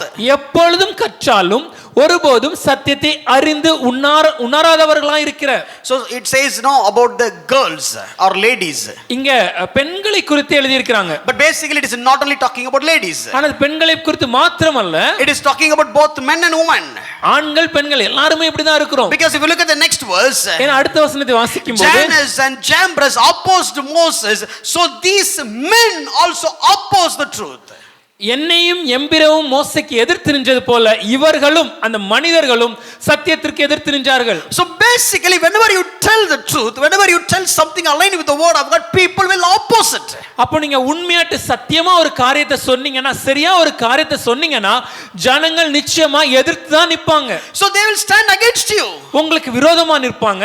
And it is all about their nature. ஏன்னா இதுதான் அவங்களுடைய சுபாவம். So many times you are trying to convince them this is according to the Bible, but even they couldn't even think about it. ஒருவேளை நீங்கள் வேதாகமத்தின்படி ஐயா இதுதான் சரியான காரியம் சொல்லி உணர செய்ய முயற்சிச்சாலும் அவங்க அதை ஏற்றுக்கொள்ள தயாரா இருக்க மாட்டாங்க. This is the norms. இதுதான் வாழ்க்கை. And you were also like that. நாமளும் இப்படிதான் வாழ்ந்து கொண்டிருக்கணும். One last verse. ஒரு கடைசி ஒரு வசனம். First I said their inability. முதலாவதாக மனிதனின் இயலாமையை குறித்து சொன்னேன். Inability. The first one is they will hate the truth. அவங்க சத்தியத்தை வெறுப்பாங்க. They will never arrive the truth. சத்தியத்துக்கு நெருங்கி வர மாட்டாங்க. And they will oppose the truth. சத்தியத்திற்கு எதிர்த்து நிற்பாங்க. Not only that, they will not like the truth, but even the myth. இன்னும் சொல்ல போனா அவங்க சத்தியத்தை விரும்பவும் மாட்டாங்க, பொய்களை ரொம்ப ஆர்வமா ஏற்றுப்பாங்க. See, there are many things in this world, so called a myth. இந்த உலகத்துல கட்டுக்கதைகள் போல பல காரியங்கள் காணப்படும். So whenever the wife is pregnant, எப்பொழுதெல்லாம் மனைவி கர்ப்பமா இருக்கும்போது husband will also become pregnant. கணவரும் கர்ப்பமாயிருவாரு. உங்களுக்கு புரியும் நினைக்கிறேன். I hope you understand. When wife's tummy is coming out quickly, மனைவியோட வயிறு அப்படி பெருசா வரும்போது husband's tummy coming so quickly, அதை விட வேகமா கணவருடைய வயிறு வந்துவிடும். that will grow gradually. மனைவியோடது கொஞ்சம் கொஞ்சமா வளரும். And this guy will grow in an extensive manner, in a rapid way. ஆனா கணவரை வெகு விரைவாக வளர ஆரம்பிப்பார். ஏன்டா பெருசாயிட்டேன்னு கேட்டா, we ask why it becomes so fat. ஆக்சுவலா wife கன்சீவ் ஆயிருந்தா ஹஸ்பண்டுக்கு இப்படி தான் ஆகுமா. You know one thing, when wife is conceived, husbands will also become like this. அது எப்படி அங்க வயித்துல போட்டா இந்த வயிறு எப்படி பெருசாகும்? How can when a baby grows in the woman's womb will the man's stomach becomes big? They will like the myth. அந்த பொய்யை அவங்க உண்மை ஏத்துப்பாங்க. பல வருஷமா ஏத்துக்கிட்டாங்க. And they have accepted it for so long. But underneath only one truth. அதுக்கு கீழ ஒரே ஒரு காரியம் தான். This guy, they thought this is the garbage tank. அவங்க என்ன நினைச்சாங்க, இந்த மனிதனுடைய வயிறு தான் குப்பை தொட்டி. They will say, I am craving for pizza. She will say. மனைவி சொல்லுவாங்க, எனக்கு பீஸா சாப்பிடணும் போல ஆசையா இருக்கு. இவன் ஒண்ணு லவ் கொட்டி இப்ப வாங்கிட்டு வரமா. And out of abundance of love he say, let me buy it now I will get it immediately. அது வரைக்கும் பழைய சீரோட வாங்கி கொடுத்திருக்க மாட்டான். Till that time we will not even give old. இது வேற கதை. That is a different story. So get the pizza pizza. பீஸா வாங்கியாச்சு. அது out of the love. அன்பின் Oh, வெளிப்பாடு. this is for wife. மனைவிக்கல்லவா? And this is for kid. இது குழந்தைக்கல்லவா? அது எந்த பீஸா சாப்பிட்டு எனக்கும் தெரியல. I don't know which pizza. இந்த வயசுல வாங்கி கொடுக்கணும் brother. Now itself you have to get it, brother. மாம் சாப்பிட்டா பாப்பாவுக்கு போமாமே. Because when the mom eats, the baby will also get it, right? அது பாப்பாவுக்கு போதோ இல்லையோ இந்த பீப்பாக்கு தான் கடைசியா போகும். I'm not sure whether the baby eats or not, but definitely the husband. See, nowadays கொடுத்துறாங்கன்னு சொல்லிடுறோம். Maybe today we deliver all these things. ஐயோ பாவம் நாம ஆர்டர் பண்ண நேரத்துல வராங்க. Whenever we order, whatever the time they'll bring it. But earlier times, ஆனா பழைய நாட்கள்ல ரொம்ப பழசா இல்ல, கொஞ்ச நாளைக்கு முன்ன, few years earlier, ஒரு earlier times னா அண்ணா காலத்துல சொல்றாங்க, just few years back, சில வருடங்களுக்கு முன்பு, you need to go and buy. நீங்க தான் போய் கடையில போய் வாங்கிட்டு வரணும். Oh, you need to take the bike and you need to go and get it. உங்களோட பைக் எடுத்துட்டு கடைக்கு போய் வாங்கிட்டு வந்தாகணும். And you will come with all the sweat. அப்படி வேர்த்து விறுவிறுத்து வருவீங்க. With all the love you give to her. முழு அன்போடு எடுத்து கொடுக்கும்போது, with all smile. முழு புன்முறுவலோடு, and she'll say love you. உன்னை காதலிக்கிறேன். And love you னே நேசிக்கிறேன் கூட சொல்லலாம்னு நினைக்கிறேன். And open the pack. அந்த பீஸா அப்படி திறந்து, you thought she will inhale the aroma. அந்த அந்த நறுமணத்துல அது வரக்கூடிய அந்த சுவாசத்துல அப்படி சந்தோஷமா எடுத்துப்பாங்க நினைச்சா, நம்ம ஓபன் பண்ணி the wife will open it அப்படிங்கும், and she'll just vomit out. வாய் மூடிட்டு போயிடும். And close the mouth and have to run to the washroom. இப்போ இது வேணாம். சோ வா அப்படினு போனதுக்கு அப்புறம் இப்போ வேற வழியே இல்ல. Now there is no other option after the wife has gone to vomit. 900 rupees for that simple instant bread. ஐயோ இந்த ரொட்டிக்கு 900 ரூபாய் கொடுத்து வாங்கிட்டோமே. Now we need to take it, put it in the dustbin. இப்போ அதை எடுத்து ஒரு வழி இல்ல, குப்பை தொட்டில தான் போடணும். That is a dustbin which is you have provided. அது நீங்களா உருவாக்கி கொண்ட ஒரு குப்பை தொட்டி இருக்கு. There is a inbuilt dustbins that God had provided. ஆனா தேவனே ஒரு குப்பை தொட்டியை உருவாக்கி கொடுத்தார். So let's put it here. அதனால கணவருக்கு வாயில போயிடும். ஏன்னா அவருக்கு என்ன நம்ம காசை வேஸ்ட் பண்ணல brother. Because he'll think I am not wasting the 900 rupees. but later பாப்பா வரும்போது அந்த வயிறு சின்னதாயிரும். But when the baby is actually delivered, the wife's tummy will become normal. இவன்ட்ட கேட்டா இவன் சொல்லுவான். But the husband will say, this is ever pregnant, never deliver. எப்பொழுதும் கர்ப்பம், ஒரு நாளும் வெளியே வர மாட்டாங்க. இங்க பிரசவம் ஒரு நாள் நடக்காது. You will never get the delivery here. அங்க நடக்கலாம். It can happen in wife. இங்க நடக்கவே நடக்காது. But never in the husband. That is not my problem. அது ஏன் தப்பு இல்ல sir. That is what happens. அப்படிதான் சார் நடக்கும். That is a myth. அதுதான் கட்டுக்கதை. So exactly there are a lot of myth in Christianity. இதே போல கிறிஸ்தவத்துக்குள்ளே நிறைய காரியங்களும் உண்மை நம்புறான கட்டுக்கதைகள். There are so many things as myth. அநேக தவறான காரியங்கள் கட்டுக்கதைகள். Which is not in the word. வசனத்துல இல்லாதவை. Which is not aligned with the scripture. வசனத்தோடு ஒத்து போகாதவை. Emotionally. உணர்ச்சிகளின் நிமித்தமாக. Or inherit the pagan practices. இல்ல புற மதத்தார் செய்கிற காரியங்களை அப்படியே நாமளும் செய்து கொண்டு. So brother, you come, there is that devil. சகோதரன் நீங்க வந்தீங்கன்னா அங்க இந்த பிசாசு இருக்கு. Oh, we will come and take that plate. அங்க வச்சிருக்க அந்த தகடை நாங்க எடுப்போம். But what about what Bible say about all the plates and all these things? ஆனால் வேதாகமம் இந்த தகடு இந்த போன்ற காரியங்களை பத்தி என்ன சொல்கிறது? So we will go to the people. நாமளும் ஜனங்கள் இடத்துக்கு செல்வோம். Oh, somebody will say, you come to me, then you will be delivered. நீங்க என்னிடத்துக்கு வாங்க, நான் உங்களை விடுதலை கூட்டத்துல நடத்துவேன். We have the tent meeting. நான் கூடார மீட்டிங் நடத்துறோம். We have the tower meeting. Tower meeting நடத்துறோம். நான் யாரையும் பத்தி சொல்லல. I'm not talking about anyone. நீங்க உடனே இது அவரு. Don't think that it is talking about this person. இது இவரு. This is this preacher. அப்பலாம் இல்ல. இல்லையா. For we will run towards them. ஆனால் நாம் அவர்களை நோக்கி விரைவாக ஓடுவோம். But if you say you come, we will preach the truth will set you free, people will not come. ஆனா ஒருவேளை ஐயா நீங்க வாங்க சத்தியத்தை பிரசங்கிப்போம், சத்தியம் உங்களை விடுதலையாக்கும்னு சொன்னா சத்தியத்தை கேட்க நம்ம வர மாட்டோம். See, if I prophesy, நான் தீர்க்கதரிசனம் சொன்னேனா, and if I keep prophesying, தொடர்ந்து தீர்க்கதரிசனம் சொல்லிக்கொண்டே இருந்தேனா, and we will put the flyers and all these things, தீர்க்க தரிசன பெருவிழா, and we'll put ஒரு banner அடிச்சு prophetical meeting வச்சோம்னா 2025 there will be lot of flight accidents. 2025ல अनेक விமான விபத்துகள் நடக்கும். என்ன போன வாரம் பேப்பர்ல வந்திருக்கு. Because last month ஒரு கெஸ் எப்படின்னு நடக்கும். கண்டிப்பா predict பண்ணலாம் something else will happen. இந்த வருஷம் எப்படி இருக்கும்? How this year is going to be? போன வருஷம் மாதிரியே தான் இருக்கும். ஒரு பிரச்சனை கிடையாது. It will be the same like the last year. Nothing is going to be changed. But go and check how many views. ஆனா அந்த அந்த மாதிரிப்பட்ட வீடியோஸ்க்கு எத்தனை வியூஸ் இருக்குன்னு How many பாருங்க. people are following? எத்தனை பேர் அதை பின்பற்றுகிறோம்? Knowing that it will never happen.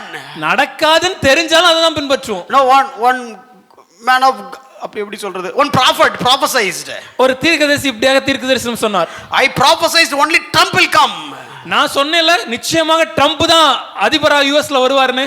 And he has come. அதே போல ட்ரம்ப் அதிபராகி விட்டார். இப்போ ஏன் பிரச்சனை என்னன்னா, But my question is, அவரா வந்தாரா இவர் சொன்னதனால வந்தாரா? did he come by himself or because he had said so the Trump has come into And he said, அவர் சொன்னார், last time I prophesied, கடந்த முறை நான் சொன்னேன், he will escape from the snare of the hunter and he will become the president. வேடனின் கண்ணிக்கு தப்புவித்து அவர் அதிபராக பொறுப்பேற்பார் என்று. Exactly that happened. அதே போல நடந்துச்சுல. They shot him. அவரை சுட்டாங்க. வேடனுடைய கண்ணிக்கு தப்புனார் sir. He just got escape from the snare of the hunter. எவ்வளவு perfect prophecy பாத்தீங்களா? எவ்வளவு accurate and ஒரு நல்ல ஒரு தீர்க்கதரிசனம் மாதிரி தோணுது. இதை பற்றிலாம் எதுவுமே தெரியாத மாதிரி கம்முன்னு உட்காந்துட்டு எதுவாக இருந்தாலும் நீங்களே பேசுறீங்க சார். கல் எறிஞ்சா உங்களை மட்டும் எரியட்டும் இருக்கீங்க பார்த்தீங்களா? உங்களுக்கு congratulations. So we sit as if we don't know anything about this. If somebody is going to throw the stone, let them throw at them. இதெல்லாம் இவங்களும் பார்த்துருப்பாங்க. You would also have seen all these videos. Now there are very new revelations in the prophetical ministry now. இப்போலாம் தீர்க்கதரிசனம் அதிகமா விளக்கங்கள வெளியரங்கமா நடக்குது. Small boys have started prophesying. சின்ன சின்ன பசங்க எல்லாம் தீர்க்கதரிசியா இருக்காங்க. Under big banners. பெரிய பெரிய ஊழியர்களுக்கு கீழ. I don't understand what is happening in Christianity. கிறிஸ்தவ உலகத்துல என்ன நடக்குது எனக்கு புரியல. And he is get up and saying that somebody name starts with yes. அவர் எழுந்து சொல்கிறார், ஒருவருடைய பெயர் எஸ்ல ஆரம்பிக்குது. எப்படி ரெண்டு ஸ்டான்லி இருப்பாரு? Definitely two Stanley will be there. Stephen இருப்பாரு. Two Stephen will be there in the crowd. 10 சாம் இருக்கும். And minimum 10 Sam will be there in the crowd. And people are coming. அதுக்கு நம்ம எழுந்து வருகிறோம். And somebody called David. தாவீதின் பேர் ஒருத்தர் இருக்கீங்கல்ல. சார் சொல்லுங்க சார், டேவிட்ங்க பேர் இல்லாத ஒரு சர்ச்சை காமிச்சிருங்க சார் நீங்க. Can you please show me one church where there's a person not without the name of David? டேனியல்ங்க ஒரு நம்ம சர்ச்சிலோட Daniel. We also have a Daniel in our midst. சும்மா பேர் சொன்னா கூட ஒருத்தர் எந்திரிச்சிருப்பாரு. Yes sir, சொல்லுங்க. You just say a name, definitely one person will get up and say, yeah, it's me. We like it. அது நமக்கு பிடிக்குது. But you come. ஆனா நீங்க வாங்க. We'll preach 1 hour 45 minutes. 1 மணி நேரம் 45 நிமிஷம் வசனத்தை மட்டும் பேசுவோம். எப்படா முடிப்பாங்க இவங்க? Look at the way people like the truth. எப்படி உண்மையை அவங்க ஏத்துக்காம இருக்காங்கன்னு பாருங்க. கட்டுக்கதையில விரும்புறாங்க. That is because of their inability.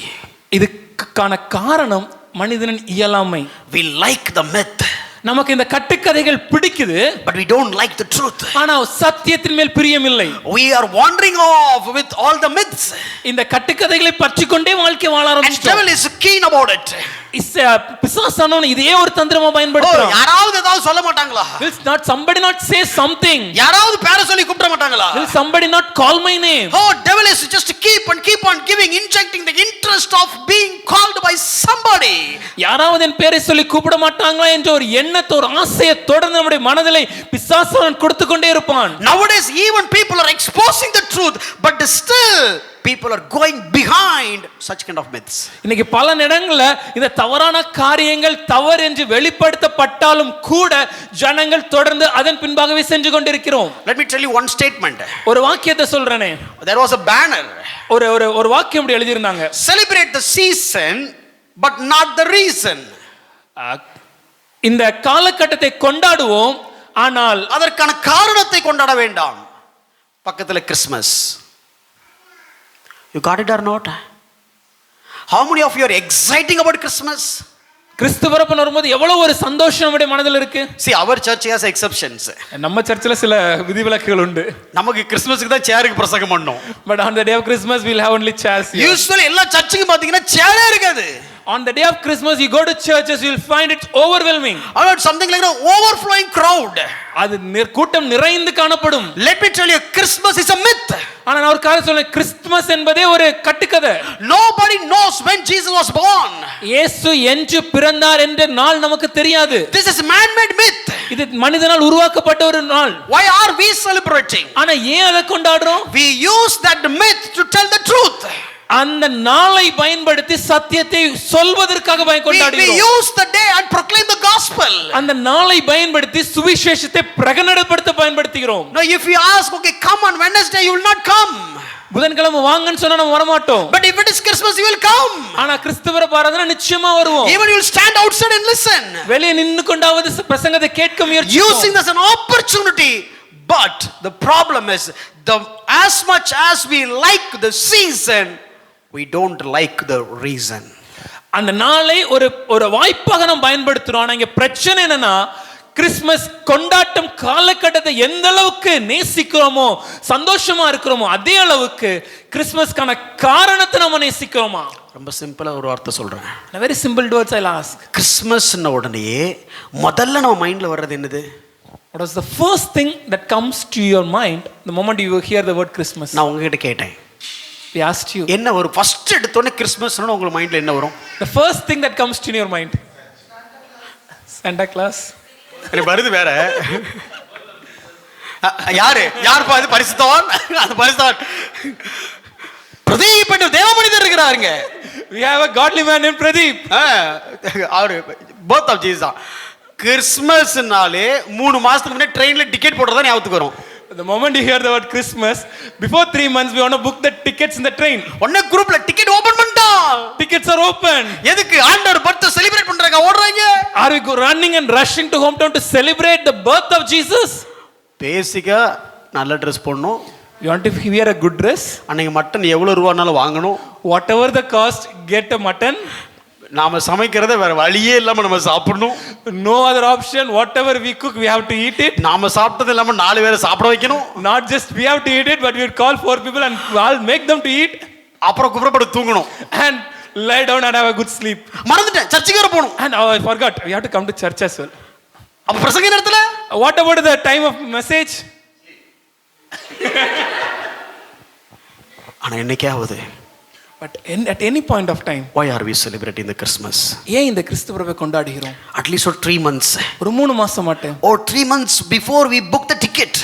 3 மாசம் முன்னாடியே ட்ரெயின் டிக்கெட் புக் பண்றோம். Have you ever thought about it? Oh, why did Jesus born? ஆனா அந்த 3 மாசங்களா எதுக்காக ஐயா இயேசு பிறக்க வேண்டும்? Why did he born? ஏன் அவர் பிறக்க வேண்டும்? Oh, why did he born for me? எனக்காக ஏன் அவர் பிறக்க Oh, வேண்டும்? what a wretched sinner I am. நிர்பந்தமான பாவியாகிய மனுஷன் ஐயா. Why am I living like this?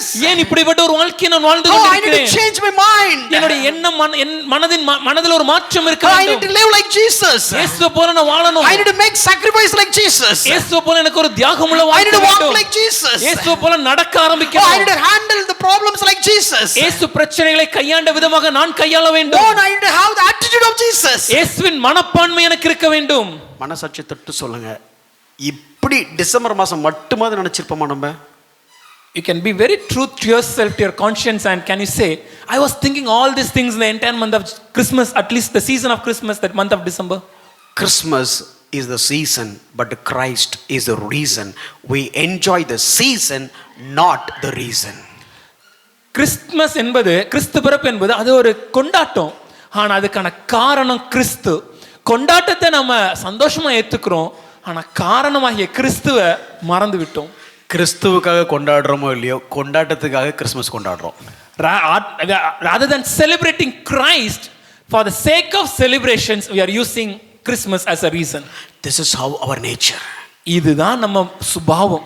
We like the myth, நமக்கு இந்த கட்டுக்கதைகள் ரொம்ப பிடிக்கும், but we don't like the truth. ஆனா சத்தியம் அவ்வளவுக்கு பிடிக்காது.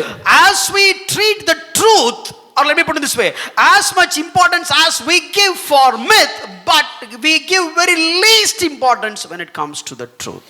இந்த கட்டுக்கதைகள், இந்த பொய்களுக்கு அதீத முக்கியத்துவம் கொடுக்கிற நாம சத்தியத்திற்கு, உண்மைக்கு அவ்வளவு முக்கியத்துவம் கொடுக்கிறது இல்ல. So first I said, முதலாவதாக நான் சொன்னேன், you cannot think according to the word of God. வேதத்தின் படி நம்மால் யோசிக்க முடியாது, சிந்திக்க முடியாது. It is the inability of a natural man.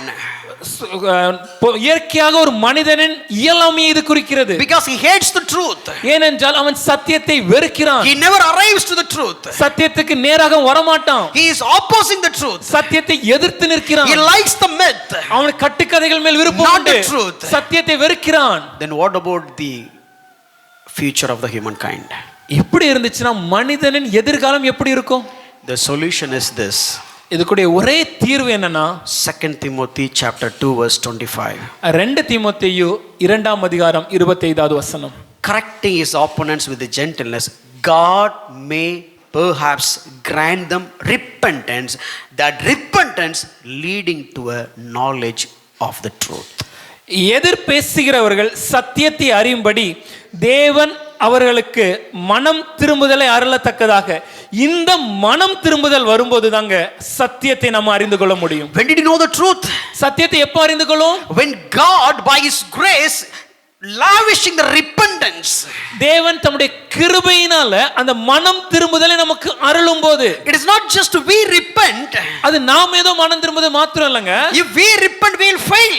நாம மனம் திரும்பினா நிச்சயம் நாம் விழுந்து போவோம். But this repentance is God is granting. ஆனால் இந்த மனம் திரும்புதல் தேவன் அருளிய மனம் So திரும்புதல். God is telling to mankind, தேவன் மனிதனிடத்தில் சொல்கிறார், or do you know your inability? உன்னுடைய இயலாமை உனக்கு தெரியுமா? Or you cannot accept the truth. உன்னால் சத்தியத்தை ஏற்றுக்கொள்ள You முடியாது. cannot think about the truth. சத்தியத்தை சிந்திக்க முடியாது. You cannot speak about the truth. சத்தியத்தை குறித்து பேச முடியாது. You cannot live by the truth. சத்தியத்தின்படி வாழ முடியாது. But the will of God is in the truth. ஆனால் சத்தியம் தேவனுடைய சித்தம் இந்த சத்தியத்துல தான் So காணப்படுகிறது. the problem is, அப்ப இங்க பிரச்சனை என்னன்னா, or your nature is, நம்ம சுபாவத்தின்படி you are hating the truth. சத்தியத்தை வெறுக்கிறோம். And in fact you are opposing the truth. இன்னும் சொல்லப்போனா சத்தியத்தை எதிர்க்கிறோம். You are just driving away from the truth. சத்தியத்தை விட்டு வழி விலகி போகிறோம். So the only thing is, அப்ப இங்க இருக்கக்கூடிய ஒரே காரியம் என்னன்னா, even you believe the myth but you don't believe the truth. கட்டுக்கதைகளை அதிகமாக நம்புகிறோம், ஆனால் சத்தியத்தை நம்புகிறது இல்லை. சத்தியம் நினைச்சு மித்தது கூட நம்புவ, ஆனா நீ சத்தியத்தை நம்ப மாட்ட. We believe the myth as if the truth, but we'll never accept the truth and believe the truth. Basically you are helpless. இங்க ஒரே சொல்லணும்னா, எந்த ஒரு உதவி இன்மையோட நம்ம காணப்படுறோம். You really need God. நமக்கு கண்டிப்பா தேவன் தேவை. This is the time of salvation. இதுதான் ரட்சிப்பின் நேரம். This is God given the repentance. தேவனே அந்த மனம் திரும்புதலை அளித்து, And God leading them to the knowledge of the truth. தேவனே சத்தியத்தை அறியும்படி அவர்களை அழைத்து வருகிறார். So if you have repentance, உங்கள இந்த மனம் திரும்புதல் இருக்குனா, more you repent, அதிகமாக மனம் திரும்பும் more போது you come closer to the truth. சத்தியத்துக்கு இன்னும் அருகே வருகிறீர்கள். More you repent, அதிகமாக மனம் திரும்ப you திரும்ப come to the knowledge of truth. தேவனை அறிவு தேவனுடைய சத்தியத்தை அறிகிறீர்கள். If you don't repent, you will never know the truth. That is the thumb rule of the scripture. வேதத்தின் அடிப்படை சத்தியமே என்னவென்றால், நம்மிடத்தில் மனம் திரும்புதல் இல்லை என்றால் சத்தியத்தை ஒரு நாளும் அறிய முடியாது. Even though this is talking about the salvation, but the general principle is, if you don't repent, you will never come to the knowledge of truth. ஒருவேளை இது சுவிசேஷத்தை குறித்து இல்ல நம்முடைய ரட்சிப்பை குறித்த காரியத்தை இங்கு விளக்கினாலும், இதன் பின்னணி இருக்கக்கூடிய சத்திய கோட்பாடு என்னவென்றால், நம்மிடத்தில் மனம் திரும்புதல் இல்லை என்றால் சத்தியத்தை நம்மால் உணர அறிந்து கொள்ள முடியாது. In very simple layman terms, ரொம்ப எளிதா சொல்லணும்னா, if you don't repent on your evil doing, what you did last day or the previous hour, you will never know the truth for the next hour. கடந்த நாள் இல்லனா கடந்த மணி நேரம் நாம் செய்த தீமையான தீங்குக்கு நாம் மனம் திரும்பாவிடில் வரும் நேரத்திற்கு இல்ல அடுத்த மணி நேரத்திற்கான தேவனுடைய சத்தியத்தை நம்மளால உணர்ந்து கொள்ள முடியாதுங்க. காலையில போட்ட சண்டைக்கு காரணம் நம்ம தான் தெரிஞ்சு நாம மனம் திரும்பலன்னா, மதிய நேரத்துல வாழக்கூடிய வாழ்க்கைக்கு சத்தியத்தை பத்தி யோசிக்கவே நம்மளால முடியவே முடியாது. If you don't set right, if you don't repent, knowing that I am responsible for the problem that happened in the family, the anger that happened in the family, and I still yet didn't repent, I will never be able to know the truth that is needed for the afternoon and live by the truth. The privilege is, ஆனா இங்க இருக்க பாக்கியம் என்னன்னா, only that privilege is that is given by God to you and me. இந்த பாக்கியத்தை தேவன் உங்களுக்கும் எனக்கும் அருளி இருக்கிறார். Let me show you one more verse. இன்னொரு வசனத்தை காண்பிக்கிறேன். Titus chapter 1 verse 1. தீத்து 1ஆம் அதிகாரம் 1ஆம் வசனம். Again Paul is talking about the elected people. தமிழ்ல அது 3வது வசனத்துல வருகிறது. தேவன் இங்க தெரிந்து கொள்ளப்பட்ட ஜனங்களை குறித்து பேசுகிறார். So he said this. அங்க சொல்லும்போது எப்படி எழுதி So இருக்கிறார்னா, these elected people, இந்த தெரிந்து கொள்ளப்பட்டவர்கள், they will acknowledge the truth which is after godliness. தேவபக்திக்கான சத்தியத்தை அறிகிற அறிவில் அவங்க இருப்பாங்க. So it starts with repentance. அங்க மனம் திரும்புதல் ஆரம்பிக்குது. Know the truth. சத்தியத்தை அறிவீர்கள். More you know the truth. அதிகமா சத்தியத்தை More you have அறிவீர்கள். godliness. இன்னும் அதிக தேவபக்தி உண்டாகிறது. So this is not by my doing. இது நான் செய்கிற ஒரு காரியம் அல்ல. I cannot do it by myself. என்னுடைய சொந்த பலத்தினால் இதை செய்ய முடியாது. God grant the repentance. தேவனே எனக்கு மனம் திரும்புதலை அளித்து That is leading me to the knowledge of truth. தேவனை அறிகிற அறிவுக்கு நேரா என்னை வழி நடத்தி Now I am leading more truth அதிக அறிவு தேவனை அறிகிற அறிவில் வளர and more godliness. தேவ பக்தி அதிகமாகிறது. You and me are elected. நீங்களும் நானும் தெரிந்து You கொள்ளப்பட்டவர்கள். and me cannot give the excuse saying that, oh, I cannot think about the truth. ஐயா என்னால இந்த சத்தியத்தை குறித்து யோசிக்க சிந்திக்க முடியவில்லை என்று ஒரு எக்ஸ்கியூஸ் காரணத்தை சொல்ல உங்களாலும் என்னாலும் முடியாது. Maybe it is a kind of a strong doctrine. ஒரு ஆழமான சத்தியமாக இருந்தாலும் But let me tell you very practical manner. ரொம்ப அடிப்படை அனுதின வாழ்க்கையின்படி சொல்கிறேன். The worldly people, they may not think like according to the word of God because that is because of their inability. உலகத்துல இருக்கிற ஒரு மனுஷனால தேவனுடைய வார்த்தையின்படி யோசிக்க முடியாம இருக்கும். ஏனென்றால் அது அவனுடைய இயலாமை. 100% that is true. அது 100% உண்மைதான். If that is true, அது எந்த அளவுக்கு உண்மையோ the other side is, அதனுடைய மறுபக்கம், if you are elected by God, நீங்கள் தேவனால் தெரிந்து கொள்ளப்பட்ட ஜனமாக இருப்பீர்கள் if you என்றால், got saved by God, நீங்கள் தேவனால் ரட்சிக்கப்பட்டிருப்பீர்கள் என்றால், if you are in under his election, தேவனுடைய தெரிந்தெடுப்பின் கீழ் நீங்கள் இருப்பீர்கள் என்றால், and you are saved, நீங்கள் ரட்சிக்கப்பட்டீர்கள் என்றால், 100% it is possible for you to think only according to the truth. 100% சத்தியத்தை மாத்திரமே யோசிக்க சிந்திக்க கூடிய மனப்பான்மை உங்களுக்கு அருளப்பட்டிருக்கிறது. அப்படி திங்க் பண்ணவே முடியலனா, if you are not able to think like that, ரட்சிக்கப்பட்டிருக்கீங்களான்னு யோசிக்கணும். think are you really saved? Of course we will fail. எல்லாரும் தோற்பது உண்டுதான். Of course we ups and downs. நம்முடைய வாழ்க்கையில அப்ப சில நேரங்கள் விழுந்து போகிறது உண்மைதான். But brother, in my mind, whatever I think, everything is contrary to the word of God, like the worldly man, then you need to think about your salvation. ஆனா ஐயா என் வாழ்க்கையில நான் யோசிக்கிற எல்லா காரியங்களுமே இந்த தேவனுடைய வசனத்துக்கு விரோதமாகவே காணப்படுகிறது. எப்படி உலகத்துல இருக்கிற மனுஷன் யோசிக்கிறானோ அதே போலதான் நான் யோசிக்கிறேன் நீங்க சொன்னீங்கன்னா ஒருவேளை உண்மையிலே நீங்க ரட்சிக்கப்பட்டிருக்கீங்களான்னு யோசிச்சு பார்க்கணும். You know, when you scan the mind of me and the mind of the worldly person, if everything is similar, there is no difference. Let me tell you, we need to check whether you got elected and selected by God and got saved. ஒருவேளை என்னுடைய மனதின் ஓட்டங்களை நீங்க பார்த்து உலகத்துல இருக்கிற ஒரு மனிதனுடைய மனதின் ஓட்டங்களை நீங்க பார்க்கும்போது இந்த ரெண்டு மனதிலும் எந்த ஒரு வித்தியாசமும் இல்லைன்னா உண்மையாவே தேவனுடைய தெரிந்தெடுப்புல தேவனுடைய அழைப்புல நான் இருக்கிறேனா ரட்சிக்கப்பட்டிருக்கிறேனா நான் என்ன சோதிச்சு பார்க்கணும். But the good news is, ஆனா இங்க இருக்கக்கூடிய நல்ல செய்தி என்னன்னா you are saved. நீங்க ரட்சிக்கப்பட்டவர்கள். You are elected. நீங்கள் தெரிந்து கொள்ளப்பட்டவர்கள். You are selected by God. தேவனுடைய அழைப்பை பெற்றவர்கள். You predestined by God. தேவனால் முன்குறிக்கப்பட்டவர்கள். You called by God. தேவனால் அழைக்கப்பட்டவர்கள். You are justified by God. தேவனால் நீதிமானாக்கப்பட்டவர்கள். God is sanctifying you. தேவன் உங்களை பரிசுத்தப்படுத்திக் Oh, கொண்டிருக்கிறார். God is glorifying you. தேவன் உங்களை மகிமைப்படுத்தும் நிலையில் Oh, வைத்திருக்கிறார். you are being sanctified by God. தேவனால் பரிசுத்தப்பட்ட கூட்டம் நீங்கள். And you are your image and reflect, you are keep on reflecting the image and likeness of God. தேவனுடைய சாயலை அனுதினம் உங்க வாழ்க்கையில காண்பித்துக் கொண்டிருக்கிற ஜனங்கள். Maybe you are coming, you are not yet come to the full glory, but still you are reflecting the glory of God in this fallen world. ஒருவேளை அந்த மகிமையின் முழுமையாக நாம் மாறாவிட்டாலும் இந்த விழுந்து போன உலகத்துல தேவனுடைய சாயலை ஒவ்வொரு நாளும் காண்பிக்கிற ஒரு வாழ்க்கையை நாம் வாழ்ந்து கொண்டிருக்கிறோம். Since you are elected, நீங்க தெரிந்து கொள்ளப்பட்டதனால, since you are saved, நீங்க ரட்சிக்கப்பட்டதனால, since God has given the repentance, தேவன் இந்த மனம் திரும்புதலை அருள் இருப்பதினால, let me tell you, நான் ஒரு விஷயத்தை சொல்றேனே, it is possible, சாத்தியமே, you can think about the truth and only about the truth. சத்தியத்தை குறித்து சிந்திப்பதும் சத்தியத்தை மாத்திரமே சிந்திப்பதும் உங்களுக்கு சாத்தியமே. Don't allow the devil's lies from the hell. பாதாளத்திலிருந்து வரும் பிசாசின் பொய்களை ஏற்றுக்கொள்ளாதீர்கள். Don't tell that, okay brother, I couldn't avoid these kind of thoughts. ஐயா என்னால் இந்த மாதிரிப்பட்ட சிந்தனைகளை விட்டு விடலைன்னு சொல்லிற காரியங்களை போன்ற சிந்தனைகளை நீங்க ஏற்றுக்கொள்ளாதீர்கள். Oh, these lustful thoughts is bombarding me. இந்த இச்சையான எண்ணங்கள் இந்த காரியங்களை மனசுல அலக்களிக்க வைக்கிறதே. Oh, these thoughts of grudge against my relatives bombarding bombarding me. என்னுடைய சொந்தக்காரங்க மேல இருக்கக்கூடிய கோபம் இந்த காரியங்கள் என்னை காயப்படுத்துகிறதே. Oh, I couldn't forgive my wife when it comes to this particular area. இந்த ஒரு காரியத்துல என்னுடைய மனைவியை என்னால மன்னிக்க முடியவில்லையே. Oh, I couldn't eradicate such kind of thoughts when it comes to this particular in-laws family. என்னுடைய மாமனார் வீட்ல இருக்கக்கூடிய காரியத்துல இந்த ஒரு பிரச்சனையில அவர்களை என்னால் மன்னித்தில இந்த காரியத்தை என் மனசுல இருந்து எடுத்து போட முடியவில்லையே. Let me tell you, all these things are lies from hell, because since you got saved, you can have the mind which is filled by the truth and truth alone. Amen. இந்த எல்லா காரியங்களும் பாதாளத்தின் வரும் பொய்கள்.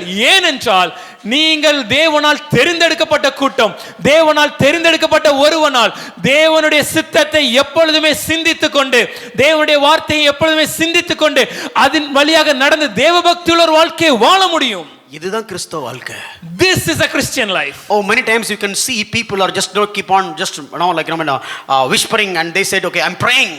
சில நேரங்கள் நம்ம பார்க்க முடியும், சில ஜனங்கள் அவங்க எவ்வளவு நேரத்துல வாயில ஏதோ முணுமுணுச்சு சொல்லுவாங்க, நான் ஜெபித்து கொண்டிருக்கிறேன். Oh, I saw a wedding. நான் ஒரு கல்யாண வீட்டுக்கு போயிருந்தேன். I couldn't even imagine that. அதனால நினைச்சு கூட பார்க்கல. Oh, when they are putting the knot, தாலி கட்டும்போது even that time also she's praying, praying. அந்த மணமகள் அப்பொழுதும் வாயில ஏதோ முணுமுணுச்சிட்டே இருந்தாங்க. Good. நல்லதுதான். But I will not do that. I will not do that ன்னு சொல்ல முடியாதுல. I didn't do that. ஆனா நான் அதை செய்யல. எத்தனை பேர் சொல்லுங்க, கையை தூக்கி காட்டுங்க. உங்க கல்யாணத்தப்போ நான் ஜெபத்திலே இருந்த பிரதர், கை தூக்கி காட்டுங்க. You can raise your hand and say, when I was getting married, I was in complete prayer. உங்க கல்யாணத்து அன்னைக்கு என்ன பிரசங்கம் பண்ணாங்கன்னு உங்களுக்கு நீங்க ஞாபகம் இருக்கா? Do you remember the message that was shared to you on the day of your wedding? அதனால தான் கல்யாணத்துக்கு நாங்க பிரசங்கம் பண்றதே கிடையாது. That is the reason we don't preach on a wedding service. Jokes apart. We'll keep like அந்த jokes தள்ளி வெச்சுப்போம். But look at the myth. ஆனா பின்னாடி இருக்க கட்டுக்கதையை பாருங்க. Look at the understanding. அங்க தவறான புரிதலை பாருங்க. Oh, you keep praying with your lips. வாயில ஏதோ முணுமுணுச்சிட்டு you keep singing with your lips. வாயில ஏதோ முணுமுணுச்சிட்டு. But the problem is, where is your mind? ஆனா நம்முடைய மனம் எங்க இருக்கு? Where is your heart? நம்முடைய இருதயம் எங்க இருக்கு? What do you think inside? இருதயத்துல என்ன சிந்திக்கிறோம்? What is there in your mind? உங்களுடைய மனதின் ஓட்டங்கள் எவை? But your blessed life is based on what you think, not what you just uttering at your mouth. உங்களுடைய ஆசீர்வாதமான வாழ்க்கை எதை பொறுத்து காணப்படுதுன்னா, நீங்க எதை சிந்திக்கிறீர்கள் என்பதை பொறுத்து தானே தவிர உங்க வாயில என்ன முணுமுணுக்கிறீங்க என்பது இல்ல. That is the soul prosperity that we preached in the New Year sermon. அதுதான் நம்ம இன்னைக்கு புத்தாண்டு ஆராதனையில சொன்ன ஆத்துமாவின் செழிப்பு. So if you got soul prosperity, you will have material prosperity, physical prosperity, everything will just fall in place. உங்களுடைய ஆத்துமா செழிப்பா இருந்துச்சுன்னா உங்களுக்கு தேவையான பொருளாதார செழிப்பா இருக்கட்டும், உங்களுக்கு தேவையான சரீரத்தின் செழிப்பா இருக்கட்டும், எல்லாமே அது தானாகவே சரியாக விடும். பிரியமானவனே, உன் ஆத்துமா வாழ்வது போல நீ எல்லாவற்றிலும் வாழ்ந்து சுகமாய் இருக்க வேண்டுகிறேன். My beloved, just as your soul is prospered, I pray that you will prosper in everything. That is what we are teaching now. அதனால தான் இதை கற்றுக் கொடுக்கிறோம். How to keep your soul prosper. எப்படி உங்களுடைய மனதை, உங்களுடைய ஆத்துமாவை செழிப்பா வைத்திருக்கிறது? Keep on thinking about the truth. சத்தியத்தை குறித்து எப்பொழுதும் சிந்தித்துக் கொண்டே இருங்கள். How do we do that? எப்படியா நான் செய்வது? 5 minutes and we'll finish. 5 நிமிடத்தில் முடிக்க போகிறோம். So if you look at God granted repentance, we saw that. நாம் ஏற்கனவே கற்றுக்கொண்டோம் தேவன் அருளிய மனம் திரும்புதல். The truth is just starts from God. அப்படினா இந்த உண்மை எங்க இருந்து, சத்தியம் எங்க இருந்து ஆரம்பிக்குதுன்னா தேவனிடத்துல இருந்து ஆரம்பிக்குது. God. தேவன். And now let me tell you how Jesus involved in it. இதுல எப்படி இயேசுவானவர் இதில் வருகிறார் என்பதை காண்பிக்கிறேன். One scripture. ஒரு வசனம். Turn your Bible to Ephesians chapter 4, 20 to 24. எபேசியர் 4ஆம் அதிகாரம் 20 ல 24 வசனங்கள். This is also talking about the truth. இதுவும் சத்தியத்தை குறித்தே பேசுகிறது. So look at, but that is not the way you learn Christ, but how did we learn? Assuming that you have heard about him and you were taught in him as the truth is in Jesus. நீங்களோ இவ்விதமாய் கிறிஸ்துவை கற்றுக்கொள்ளவில்லை. அப்படின்னா எப்படியா நீங்க கிறிஸ்துவை கற்றுக்கொண்டீங்கன்னா அடுத்த வசனம் சொல்கிறது, இயேசுவினத்தில் உள்ள சத்தியத்தின்படியே நீங்கள் அவரிடத்தில் கேட்டறிந்து அவரால் போதிக்கப்பட்டீர்களே. Raise your hand if you have Jesus in you. உங்க மனதுல இயேசு உங்க கூட இருக்கிறார்னா நீங்க கரங்களை உயர்த்தி காண்பீங்களே. Fantastic. Okay, raise your hand if you keep thinking like Jesus. அப்படின்னா இயேசுவை போல மாத்திரமே சிந்திக்கிறேன்னா கரங்களை உயர்த்தி காண்பீங்களே. Hallelujah. If this verse is true, இந்த வசனம் உண்மைனா, that is also possible. நம்மளாலே அப்படி சிந்திக்க முடியும். Bible says, வேதம் சொல்கிறது, as truth is in Jesus கிறிஸ்து இயேசுவினிடத்தில் உள்ள சத்தியத்தின்படி, and Christ is the hope of glory who is in you. கிறிஸ்து இயேசுவானவர் மகிமை நம்பிக்கையாக நமக்குள் இருப்பதே அந்த The truth ரகசியம். is in you, சத்தியமாகிய அந்த இயேசுவானவர் நமக்குள் but இருக்கிறார். it has not been manifested yet. ஆனா அது இன்னும் வெளியரங்கமாக காணப்படவில்லை. How do I do that? எப்படி நான் செய்வது? Answer is there, that verse itself. அந்த வசனத்திலே பதில் இருக்கு. Put off your old self, பழைய மனுஷனை நீங்கள் களைந்து போட்டு put on the new self. தேவனுடைய சாயலை தரித்துக் கொண்டு, So this is something like remove your garments இது உங்களுடைய நீங்க போட்டிருக்கிற உங்க உடைகளை கழட்டுவது போல, and remove the new garments. அதை விட்டு புதிய துணியை அலங்கரித்துக் கொள்வது போல. I'll give one illustration and finish. ஒரு எடுத்துக்காட்டோட முடிக்க போகிறேன். You all know the story of Lazarus. லாசருவின் கதை நம்ம எல்லாருக்கும் நல்லா தெரியும். John chapter 11. யோவான் 11ஆம் அதிகாரம். Oh, this guy was in the graveyard. This guy was in the graveyard. கல்லறையில் புதைக்கப்பட்ட ஒரு மனிதனாக, அடக்கம் பண்ணப்பட்ட மனிதனாக He is இருந்தார். dead for 4 days. மரித்து 4 நாட்கள் ஆயிற்று. So it's all gone. எல்லாம் முடிஞ்சிடுச்சு. Now Jesus came. இப்போ இயேசு வருகிறார். What was the contribution of Lazarus for his own resurrection? Nothing but death. உயிர் தெழுவதற்கு லாசரு கொடுத்த லாசருவின் பங்கெடுப்பு என்ன? தான் உயிர் தெழுவதற்கு லாசரு செய்த பங்கெடுப்பு என்னன்னு பார்த்தா ஒண்ணுமில்ல, அவன் மரித்தது மாத்திரம்தான். அவன் செத்ததை தவிர அவன் உயிரோட எழும்புறதுக்கு அவன் ஒண்ணும் பண்ணல. He has not contributed anything to his resurrection except his death. That is inability of man. இதுதான் மனிதனின் இயலாமை. Man cannot think right. மனிதனால் சத்தியத்தை அவனால் யோசிக்க முடியாது. Man cannot think the truth. மனிதனால் சத்தியத்தை நினைத்துக் கொண்டிருக்க முடியாது. Because he is dead. ஏன்னா அவன் மரித்து இருக்கிறான். Oh, inside the tomb. அவன் கல்லறையில் இருக்கிறான். So now Jesus has come. இயேசு வருகிறார்.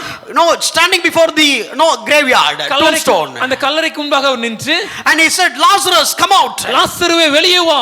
So now Lazarus had risen. இப்பொழுது லாசரு உயிர் பெற்றான். In the same way, அதே போல so you and me are in the inability of thinking about God's word. தேவனுடைய வார்த்தையை சிந்திக்க முடியாத இயலாமையினுடைய வாழ்க்கையில நீங்களும் நானும் வாழ்ந்து கொண்டிருந்தோம். God came to our life. தேவன் நம்முடைய வாழ்க்கையில வந்ததனால, God granted repentance. தேவன் இந்த மனம் திரும்புதலை அருளினதினால, Oh, Pushparaj, you rise up. Pushparaj அவர்களே நீங்கள் உயிர் தெழுங்கள். So I raised up. நான் உயிர் தெழுந்தேன். When it comes to from my iniquity and sin and all these things. என்னுடைய பாவத்திலிருந்து பாவ சுபாவத்திலிருந்து நான் உயிர் தெழுந்தேன். So here I raised up. இப்ப நான் உயிர் பெற்றேன். Here Lazarus raised up. அதே போல லாசரு உயிர் பெற்றிருக்கிறார். But still Lazarus is in the tomb. ஆனால் நீங்க பாத்தீங்கன்னா லாசரு இன்னும் கல்லறைக்குள்ள தான் So இருக்கார். here also I am in the same life. அதே போல நானும் என்னுடைய பழைய வாழ்க்கையில தான் இருக்கிறேன். Same world. அதே உலகம், Same society. அதே சமுதாயம், Same mentality. அதே மனப்பான்மை, Same attitude. அதே சுபாவம், Same behavior. அதே வாழ்க்கை முறை, Same kind of decision making. அதே விதமான முடிவெடுக்கும் காரியங்கள், Same kind of lamenting. அதே மாதிரியான புலம்பல்கள், Same kind of speaking. அதே மாதிரியான பேச்சுக்கள், Same kind of seeking. அதே மாதிரியான தேடல்கள், Same kind of longing. அதே மாதிரியான ஆர்வம், Same kind of lingering. அதே மாதிரியான ஏக்கம், All same kind of passions. அதே மாதிரியான வாழ்க்கையில தேடல்கள், ஆசைகள். But now ஆனால் the story has not ended. கதை அங்க முடியலங்க. Jesus said, இயேசு சொன்னார், oh, the Lazarus slowly walking out. லாசரு கொஞ்சம் கொஞ்சமா வெளியே நடந்து வர ஆரம்பிச்சார். None went inside and brought him out. யாரும் கல்லறைக்கு உள்ள போய் அவரை கொண்டு வரல. He himself came out. லாசருவே நடந்து வந்தான். Here this guy. இங்க நம்முடைய மனிதன், Oh, Pushparaj has got saved. Pushparaj அவர்கள் இப்ப ரட்சிக்கப்பட்டார். Oh, slowly he is just trembling and trying to come out. எப்படியாவது வெளியே வந்து விடணும், நடக்க வேண்டும் என்று அவர் முயற்சிக்கிறார். But he can't. It is very hard for him to walk. ஆனால் நடப்பதற்கு அது மிகவும் கடினமாக இருக்கிறது. He was hardly taken all the steps and came out just a few yards out of the tombstone. அந்த கல்லறை எடுத்து வெளியே வருவதற்கு ரொம்ப பிரயாசப்பட்டு சில அடிகளை எடுத்து வைத்தார். Exactly this is our Christian life. இதே போலதாங்க கிறிஸ்தவ வாழ்க்கை. Oh, what a wretched man I am. நிர்பந்தமான பாவியாகிய மனுஷன் நான். I am doing what I don't want to do. நான் செய்ய விரும்பாததையே செய்கிறேன். But I'm not doing what I should do. நான் செய்ய வேண்டியதை செய்யாமல் காணப்படுகிறேன். Oh, but still I am in a wretched condition. இந்த நிர்பந்தமான மாவியாகிய மனுஷன் நான் வாழ்ந்து கொண்டிருக்கிறேன். Oh, thank God. Thank you Jesus for that glorious salvation. தேவனே இந்த மகத்துவமான ரட்சிப்பை எனக்கு கொடுத்ததற்காக உமக்கு நன்றி. I realized நான் புரிந்து கொண்டேன். story has not ended. ஆனா கதை அங்க முடியல. So now Lazarus has come out. லாசரு வெளியே வந்து விட்டார். Standing before the tomb. கல்லறைக்கு முன்பாக நிற்கிறார். Alive. உயிரோட நிற்கிறார். Not as a dead body. செத்தவர் அல்ல. Alive. உயிரோட. Pushparaj has come out from the world. Pushparaj அவர்கள் உலகத்திலிருந்து வெளியே வந்து விட்டார். God brought him out of the world. உலகத்திலிருந்து தேவன் பிரித்தெடுத்தார். Not died for his iniquities. அவருடைய பாவத்திற்கு மரித்த சுபாவம் அல்ல. Risen.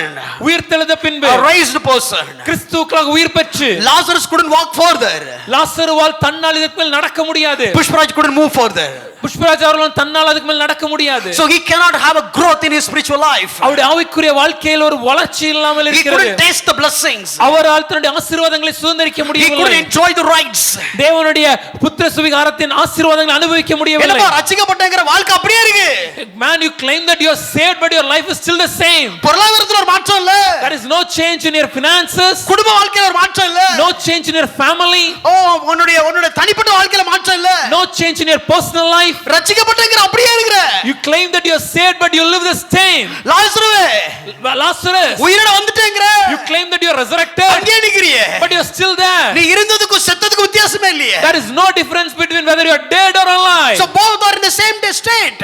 இருவரும் ஒரே விதமான நிலைமையில் காணப்படுகிறார்கள். Now the change has been implemented. ஆனா இப்போ ஒரு மாற்றம் ஆரம்பிக்குது. Now God is calling people. இப்போ தேவன் ஜனங்களை அழைக்கிறார். Remove the grave cloths. சுற்றி கட்டப்பட்டிருக்க அந்த கட்டுகளை அவிழ்த்து விடுங்கள். Remove the grave cloths. கட்டப்பட்டிருக்க கட்டுகளை அவிழ்த்து விடுங்கள். Remove the dirty cloths. அந்த கட்டப்பட்ட துணிகளை அவிழ்த்து விடுங்க. Remove the stingy cloths. அந்த அழுக்கு நிறைந்த கந்தலான ஆடைகளை அழித்து அவிழ்த்து Remove விடுங்கள். the detestable cloths. அந்த அருவருப்பான ஆடைகளை அவிழ்த்து Oh, விடுங்கள். this is so bad. இது நல்லதல்ல, தீமை. அது எப்படி உயிரோட இருக்கிறவனுக்கு செத்த Dress எப்படி போட முடியும்? How can a man who is alive be bounded by the dresses of a dead man? How can a dead man, how can a living man wear the dress of dead? ஒரு உயிரோடு இருக்கிறவன் மரித்தவனின் அந்த துணிகளை எப்படி கட்டி கொண்டிருக்க முடியும்? Oh, with that dress he cannot move forward. அந்த கட்டி இருக்குமா துணி இருக்குமா அவரால் நடக்க முடியாது. Even though he is alive, உயிரோடு இருந்தாலும் his life will never become changed. அவருடைய வாழ்க்கை மாறாமலே காணப்படும். He'll still stay there next to the graveyard. இன்னும் அந்த கல்லறையின் பக்கத்திலே தான் அவர் இருக்கிறார். So if you want to enjoy the blessings of resurrection, first remove the grave clothes. உயிர்த்தெழுதலின் நன்மைகளை அனுபவிக்க வேண்டும் என்றால் முதலாவதாக கட்டப்பட்டிருக்க அந்த துணிகளிலிருந்து அவர் விடுவிக்கப்பட வேண்டும். You got saved. நீங்க ரட்சிக்கப்பட்டீங்க. You got saved. நீங்க ரட்சிக்கப்பட்டீங்க. You raised from the dead. பாவத்தின் மரணத்திலிருந்து எழுப்பப்பட்டீங்க. You came out of the world. உலகத்திலிருந்து வெளியே வந்து விட்டீர்கள். Let me tell you. நான் ஒரு காரியத்தை சொல்கிறேன். Without removing the grave clothes, you will never enjoy the blessings of the salvation. கல்லறையின் துணிகள் உங்களிடத்திலிருந்து அவிழ்க்கப்பட்டால் ஒழிய உங்களால் இந்த ரட்சிப்பின் நன்மைகளை அனுபவிக்க முடியாது. ரட்சிக்கப்பட்ட வாழ்க்கை ஏன் தெரியுமா மாறவே இல்ல? Why there is no change in our life even after we are saved? So many times we thought, நம்ம என்ன நினைக்கிறோம்? did he really got saved or not? உண்மையாவே நான் ரட்சிக்கப்பட்டேனா இல்லையான்னு But யோசிக்கிறோம். life is same. ஏன்னா வாழ்க்கை அப்படியே தான இருக்கு. Same sinful fleshly desires. அதே பாவமான சுபாவத்தின் சிந்தனைகள். Same attitude. அதே மனப்பான்மை. Same anger. அதே கோபம். Same poverty. அதே வெறுமை. Oh, same mentality. அதே மனப்பான்மை. Same lack. அதே குறைவு. Same failures. அதே தோல்வி. Oh, same life. அதே வாழ்க்கை தான sir. But I called myself as Jesus saved me. ஆனா சொல்லுமா என்ன சொல்றேன்? இயேசு என்னை ரட்சித்தார்னு சொல்றேனே. The problem is this. இங்க பிரச்சனை என்னன்னா, unrobe the graveyard cloths. கெட்டப்பட்ட அந்த கல்லறையின் துணிகளை அவிழ்த்து விட வேண்டும்.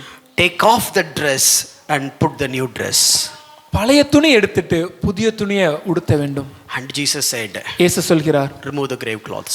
அந்த துணிகளிலிருந்து அவரை அவிழ்த்து விடுங்கள். கொஞ்சம் கற்பனை பண்ணி பாருங்களேன். Just imagine this thing. முதல்ல பெணம் அவன். Earlier he was a dead man. அந்த துணியை சுத்தி வச்சிருப்பாங்க. They would have tied him all around. Do you think that he will put the inner wear, outer wear and over wear? அதற்குள்ளாக அவன் போட வேண்டிய உள்ளாடை மேலாடை எல்லாம் அணிந்து தான் போட்டிருப்பாரா? Something they just put the grave cloths and just put it back, put it there. இறந்தவருக்கு சுத்தி ஏதோ ஒரு துணியை கட்டி அப்படி உள்ள வச்சிருப்பாங்க.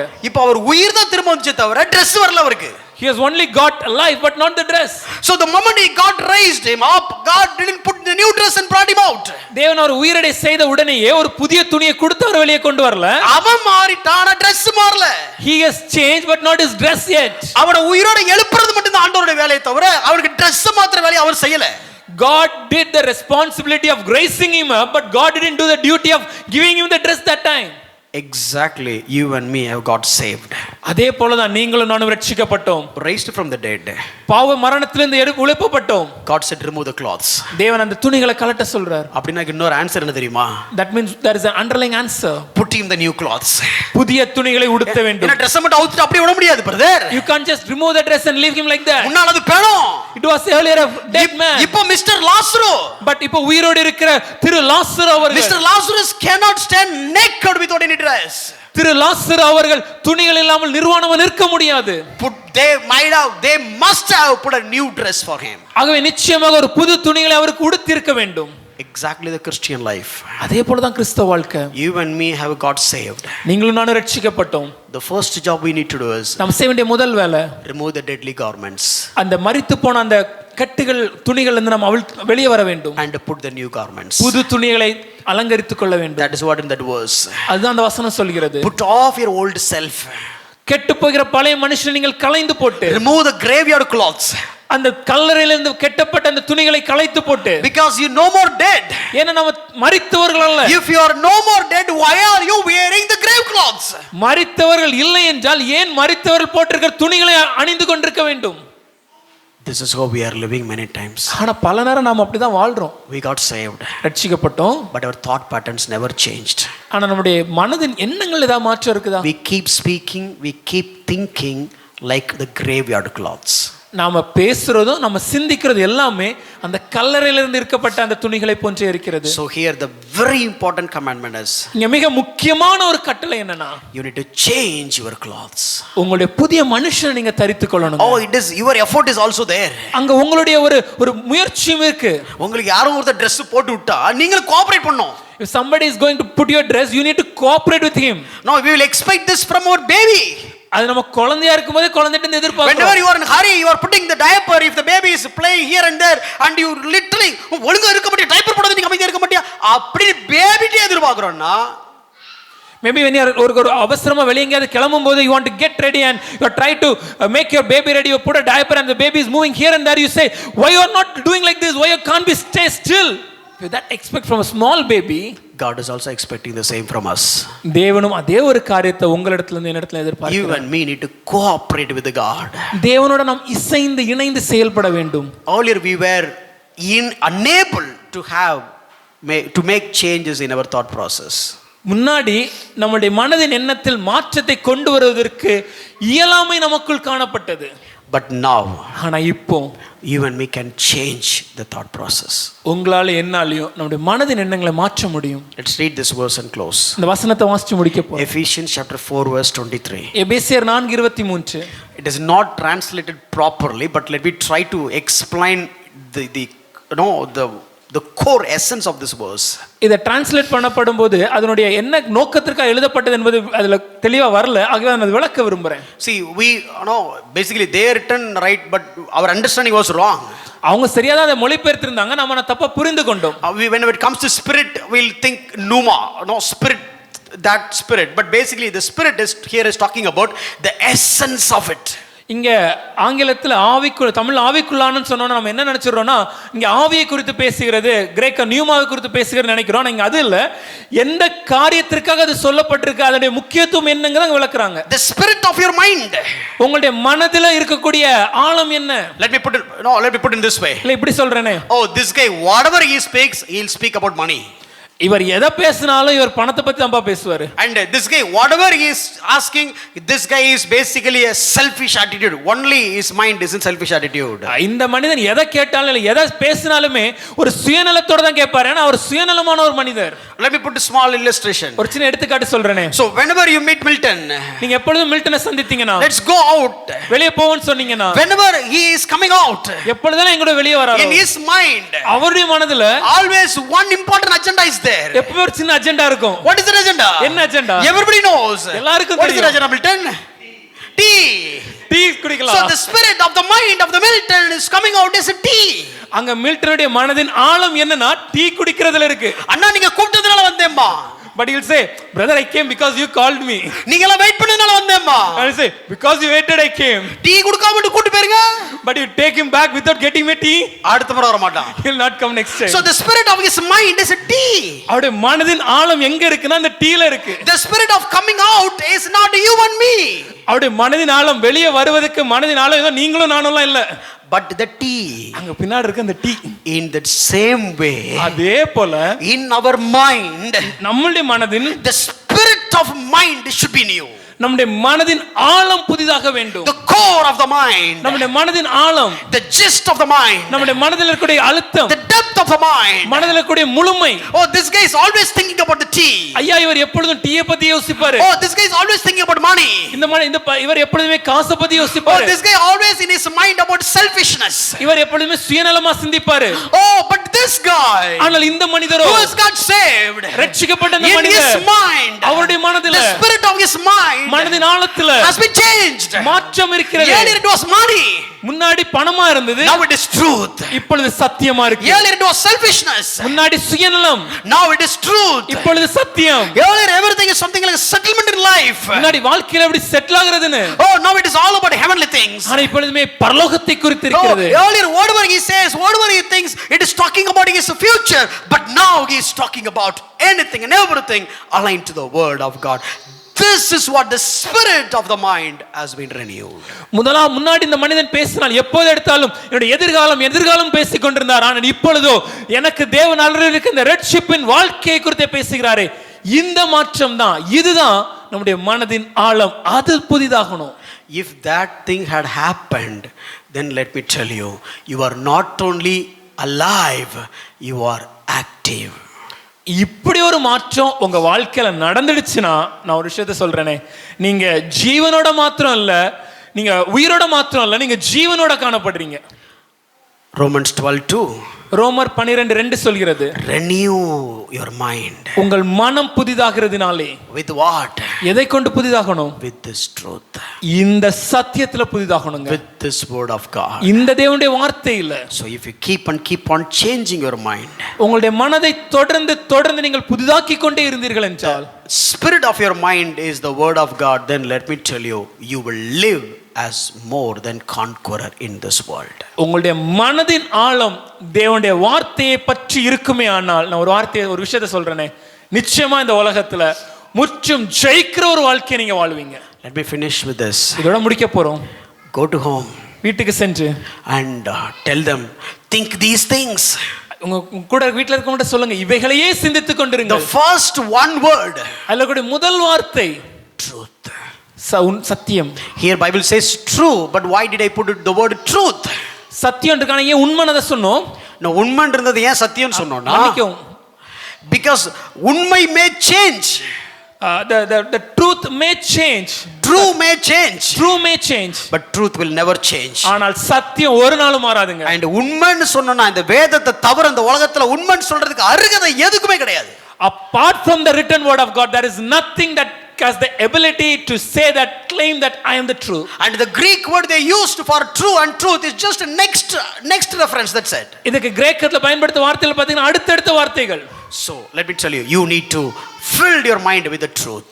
உங்களுடைய மனம் முழுமை இந்த சத்தியத்தினால் நிரம்ப வேண்டும். The worldly people, it is something they couldn't do it. It is an inability for them. இந்த உலகத்துல இருக்க ஒரு மனுஷனுக்கு அதனோட இயலாமை, அவனால் செய்ய முடியாதுங்க. Because he hates it. ஏன்னா அவன் அதை வெறுக்கிறான். He never arrives it. அவன் அதை நெருங்கி வருவதில்லை. He opposing it. எதிர்த்து நிற்கிறான். He is ready to believe the myth but not the truth. கட்டுக்கதையை விரும்புறான், கட்டுக்கதையை விசுவாசிக்கிறான், உண்மையை ஏத்துக்கிறது இல்ல. But for you and me, God granted the repentance. ஆனா உங்களுக்கும் எனக்கும் தேவன் இந்த மனம் திரும்புதல் அருள் இருக்கிறார். You and me are elected people. நீங்களும் நானும் தெரிந்தெடுக்கப்பட்ட கூட்டம். So we can come towards the knowledge of truth. தேவன் இந்த சத்தியத்துக்கு நேராக நாம் வர முடியும். More I repent, அதிகமாக மனம் திரும்ப, more I come to the truth. சத்தியத்துக்கு நெருங்கி வருகிறேன். More I come to the truth. சத்தியத்துக்கு நெருங்கி வர I am come to godliness. தேவபக்தி உள்ளவனாக மாறி. Oh, you can move from one stage to other stage of godliness. தேவபக்திக்குள்ளாக நாம் வளர்ந்து கொண்டே இருக்க முடியும். You have been risen. நீங்க உயிர் பெற்றிருக்கிறீர்கள். And don't live with the grave clothes. கல்லறையில கட்டப்பட்ட துணிகளோட வாழாதீங்க. The grave clothes will never allow you to make any single move. அந்த கட்டப்பட்ட கல்லறையின் துணிகள் வாழ்க்கையில் முன்னேறி செல்லாமல் உங்களை தடுக்கும். But the moment you unwrap the grave clothes, அந்த பழைய துணிகளை நீங்கள் களைந்து போட்டு, நீ என்ன சொன்ன அப்ப நானும் அப்படி சொல்லுவேன். You call me like this, so let me also call you twice. Grave cloth, கல்லறையில கட்டப்பட்ட துணிங்க. உங்க அம்மா மட்டும் அப்படி சொன்னாங்க. Why did your mother say so? நான் ஏன் சொல்ல கூடாது? Why I shouldn't say so? grave cloth. கல்லறையில் கட்டப்பட்ட துணி. அவன் வரல, நானும் வர மாட்டேன். He didn't come unto me, so I will also not come unto grave him. cloth. கல்லறையில் கட்டப்பட்ட துணி. அப்படி என்ன மதிக்கிற நான் மதிக்க மாட்டேன். He didn't respect me, I will not respect him. grave cloth. கல்லறையின் துணி. நீ கத்துற, நான் கத்துவேன். You shout at me, let me shout back. grave cloth. கல்லறையின் துணி. நீ முதல்ல மன்னிச்சு ஒழுங்கா அப்புறம் என்ன பத்தி பேசு. You first forgive me, you be right, and then you talk about me. all these things are grave cloths. இது எல்லாமே அந்த கல்லறையின் துணிங்க. it will it stings. அது நாற்றம் எடுக்கும். it still keep you with the smell of grave. அது கல்லறையின் அந்த அந்த அந்த அந்த மனத்தை தான் உங்க வாழ்க்கையில கொண்டு வரும். it will give the smell of death but not the life. மரணத்தின் துர்நாற்றத்தை கொண்டு வரும், ஜீவனின் நறுமணத்தை கொண்டு வராது. unrobed. அத கலட்டணுங்க. and robe yourself. உங்களை சுற்றி clothe yourself. உங்களை சுற்றி நீங்க எதை அணிந்து கொள்ளணும்னா with the word of God. தேவனுடைய வார்த்தையை அணிந்து கொள்ளுங்க. don't be naked. நிர்வாணமா இல்ல. brother, I removed the clothes. ஐயா நான் அந்த கல்லறையின் துணி எடுத்துட்டேன். but still I'm not able to adopt the truth. No, it is not possible. ஆனா இன்னும் என்னால சத்தியத்தின்படி வாழ முடியல நீங்க சொன்னீங்கன்னா இல்லங்க அப்படி இல்ல. அப்படியே ரிமூவ் பண்ண as you remove the old clothes, அப்படியே ரீப்ளேஸ் பண்ணிட்டே இருக்கணும். replace with the new clothes. remove the old clothes. பழையவற்றை களைந்து replace with the new cloth. இந்த புதியதை நீங்கள் அணிந்து கொள்ளும்போது let me tell you, in this new year your life will become more prosper because your soul will prosper, so everything else will prosper because this is the truth. இப்படி உங்க வாழ்க்கை இருக்கும்போது நிச்சயமா இந்த புதிய வருஷத்துல உங்க வாழ்க்கை செழிப்பா காணப்படும். ஏனென்றால் உங்கள் ஆத்துமா செழிப்பாக ஆக உங்களுடைய வாழ்க்கையும் செழிப்பாக மாற ஆரம்பிக்கும். how many of you like it? எத்தனை பேருக்கு பிடித்திருக்கிறது? how many of you understand it? எத்தனை பேருக்கு புரிகிறது நான் சொல்றது? please fill your mind with truth. உங்க மனதின் ஆழத்தை இந்த சத்தியத்தினால நிரப்ப ஆரம்பிங்க. இத பிராக்டிகலா மாத்துங்க. make it as a practical day. sermon கேட்டு போயிராதீங்க. don't just hear it as a sermon. அது ஒரே வார்த்தையில சொல்லி முடிச்சிருக்க முடியும். I can tell it in one word. why all this was I quoted? ஆனா ஏன் இந்த எல்லா வசனங்களும் உங்களுக்கு விவரித்தேன்? start speaking at home. வீட்ல பேசும்போது இப்படி பேசுங்க. உங்க பிள்ளை நெகட்டிவ் ஒரு வார்த்தை பேசிச்சுனா, when your kid is speaking negative way, Bible இப்படியா சொல்லுது? is the Bible saying something like this? if your wife shouted at your kid, ஒருவேளை உங்க மனைவி உங்க குழந்தை மேல கோபப்பட்டாங்கனா, tell them பைபிள் இப்படியா சொல்லுது? is the Bible saying so? whenever you say some word, gauge yourself, did Bible say like that? நாம ஏதாவது ஒரு காரியத்தை சொல்ல முன்னாடி வேதம் இப்படி தான் சொல்கிறதா? if you keep on thinking in that way, இப்படியே தொடர்ந்து நம்ம சிந்தித்து கொண்டு இருக்கும்போது, முதல்ல கார் ஓட்டும் போது கிளட்சை பிடிக்கணுமா, கியரை போடணுமா, ரிவர்ஸை பார்க்கணுமா, சைடு மிரரை பார்க்கணுமா, எப்படி சார் இதெல்லாம் முடியும் அப்படின்னு இருக்கும் ஆரம்பத்தில். maybe when you start driving a car you will be confused, how can I handle the clutch, the brakes, the mirrors, the indicators, all these things. sir a மிதிக்கிறதுக்கு பதிலா b மிதிச்சாலோ b மிதிக்கிறதுக்கு பதிலா a மிதிச்சாலோ என்ன ஆகும் sir? sir instead of putting the accelerator, if I put the brake b instead of a, what will happen? இதெல்லாம் ஆரம்பத்தில் இருக்கும். everything will be there in the starting phase. ஒரு ஸ்டேஜுக்கு அப்புறம் தூங்கிட்டே கூட ஓட்டுவீங்க. but as days goes on you can drive even as you sleeping. ஆமா, சின்ன காரை வச்சு பெரிய காரை கூட போடுவீங்க. you can have a small car and you can even go for the road rash with a big car. பின்னால இருக்கறவங்க பிரேயர்லயே இருப்பான். and the people who are sitting with you on the car, they'll be on a praying mode. முன்னால இருக்கிற coffee வேற இருக்கும் பாரு. the person who is sitting in the front seat will say I need a coffee. அப்புறம் ஏன் காஃபின்னு கேட்டா அப்புறமா சொல்வாரு. and then you ask why that coffee is needed. இந்த வண்டியை நிறுத்துறவர் வழி தெரியல பாரு. I don't have any other option to stop the car. பக்கத்துல பசங்க அப்படியே பழகிரும். you'll get used to it. பக்கத்துல சொல்லுங்க அப்படியே பழகிரும். you'll get used to it. பழகிரும். get used to it. Bible பழகட்டும். let the Bible become used to us. வேத வார்த்தை பழகட்டும். let the word of God become our friend. Mind அப்படியே அதனால நிரம்பட்டும். let our minds be filled with the word of God. முதல்ல கொஞ்சம் கஷ்டமா இருக்கும். in the starting days it will be hard. அப்புறம் வண்டி தானா டிரைவ் ஆகும். but in days goes on you'll get used to know I will live by that. தூங்கிட்டு கூட ஓட்டலாம். you can even drive by sleeping. வண்டி கரெக்ட்டா ஓடும். the car will drive in the right way. இப்படி நான் சொன்னதுனால because I said so, செய்தியிலே சொன்னாங்க தெரியுமா, தூங்கிட்டு ஓட்டலாம்னு. அப்படி அது முக்கியம் இல்ல. it will become your habitual. don't claim that next day when you drive and sleep and say that pastor said so. appalla that is not the key sermon here. இந்த வார்த்தை உங்களுடைய வாழ்க்கையின் அங்கமாக மாற வேண்டும். let the practice of thinking according to the word of God alone become a habitual in your life. that will bring a great blessing in your life and your generations. God bless you. Thank you. நம்முடைய வாழ்க்கையில் எந்த காரியத்தை குறித்து நாம் சிந்தித்தாலும் அந்த எல்லா காரியங்களும் தேவனுடைய வார்த்தையின் அடிப்படையில் மாத்திரமே இருப்பதற்கு நாம் கற்றுக்கொண்டால், அதை நம்முடைய பழக்கமாக வைத்துக் கொண்டால், நாமும் நமக்கு பின்வரும் சந்ததியும் ஆசீர்வதிக்கப்பட்டிருக்கோங்க. தேவன் உங்களை ஆசீர்வதிப்பார்.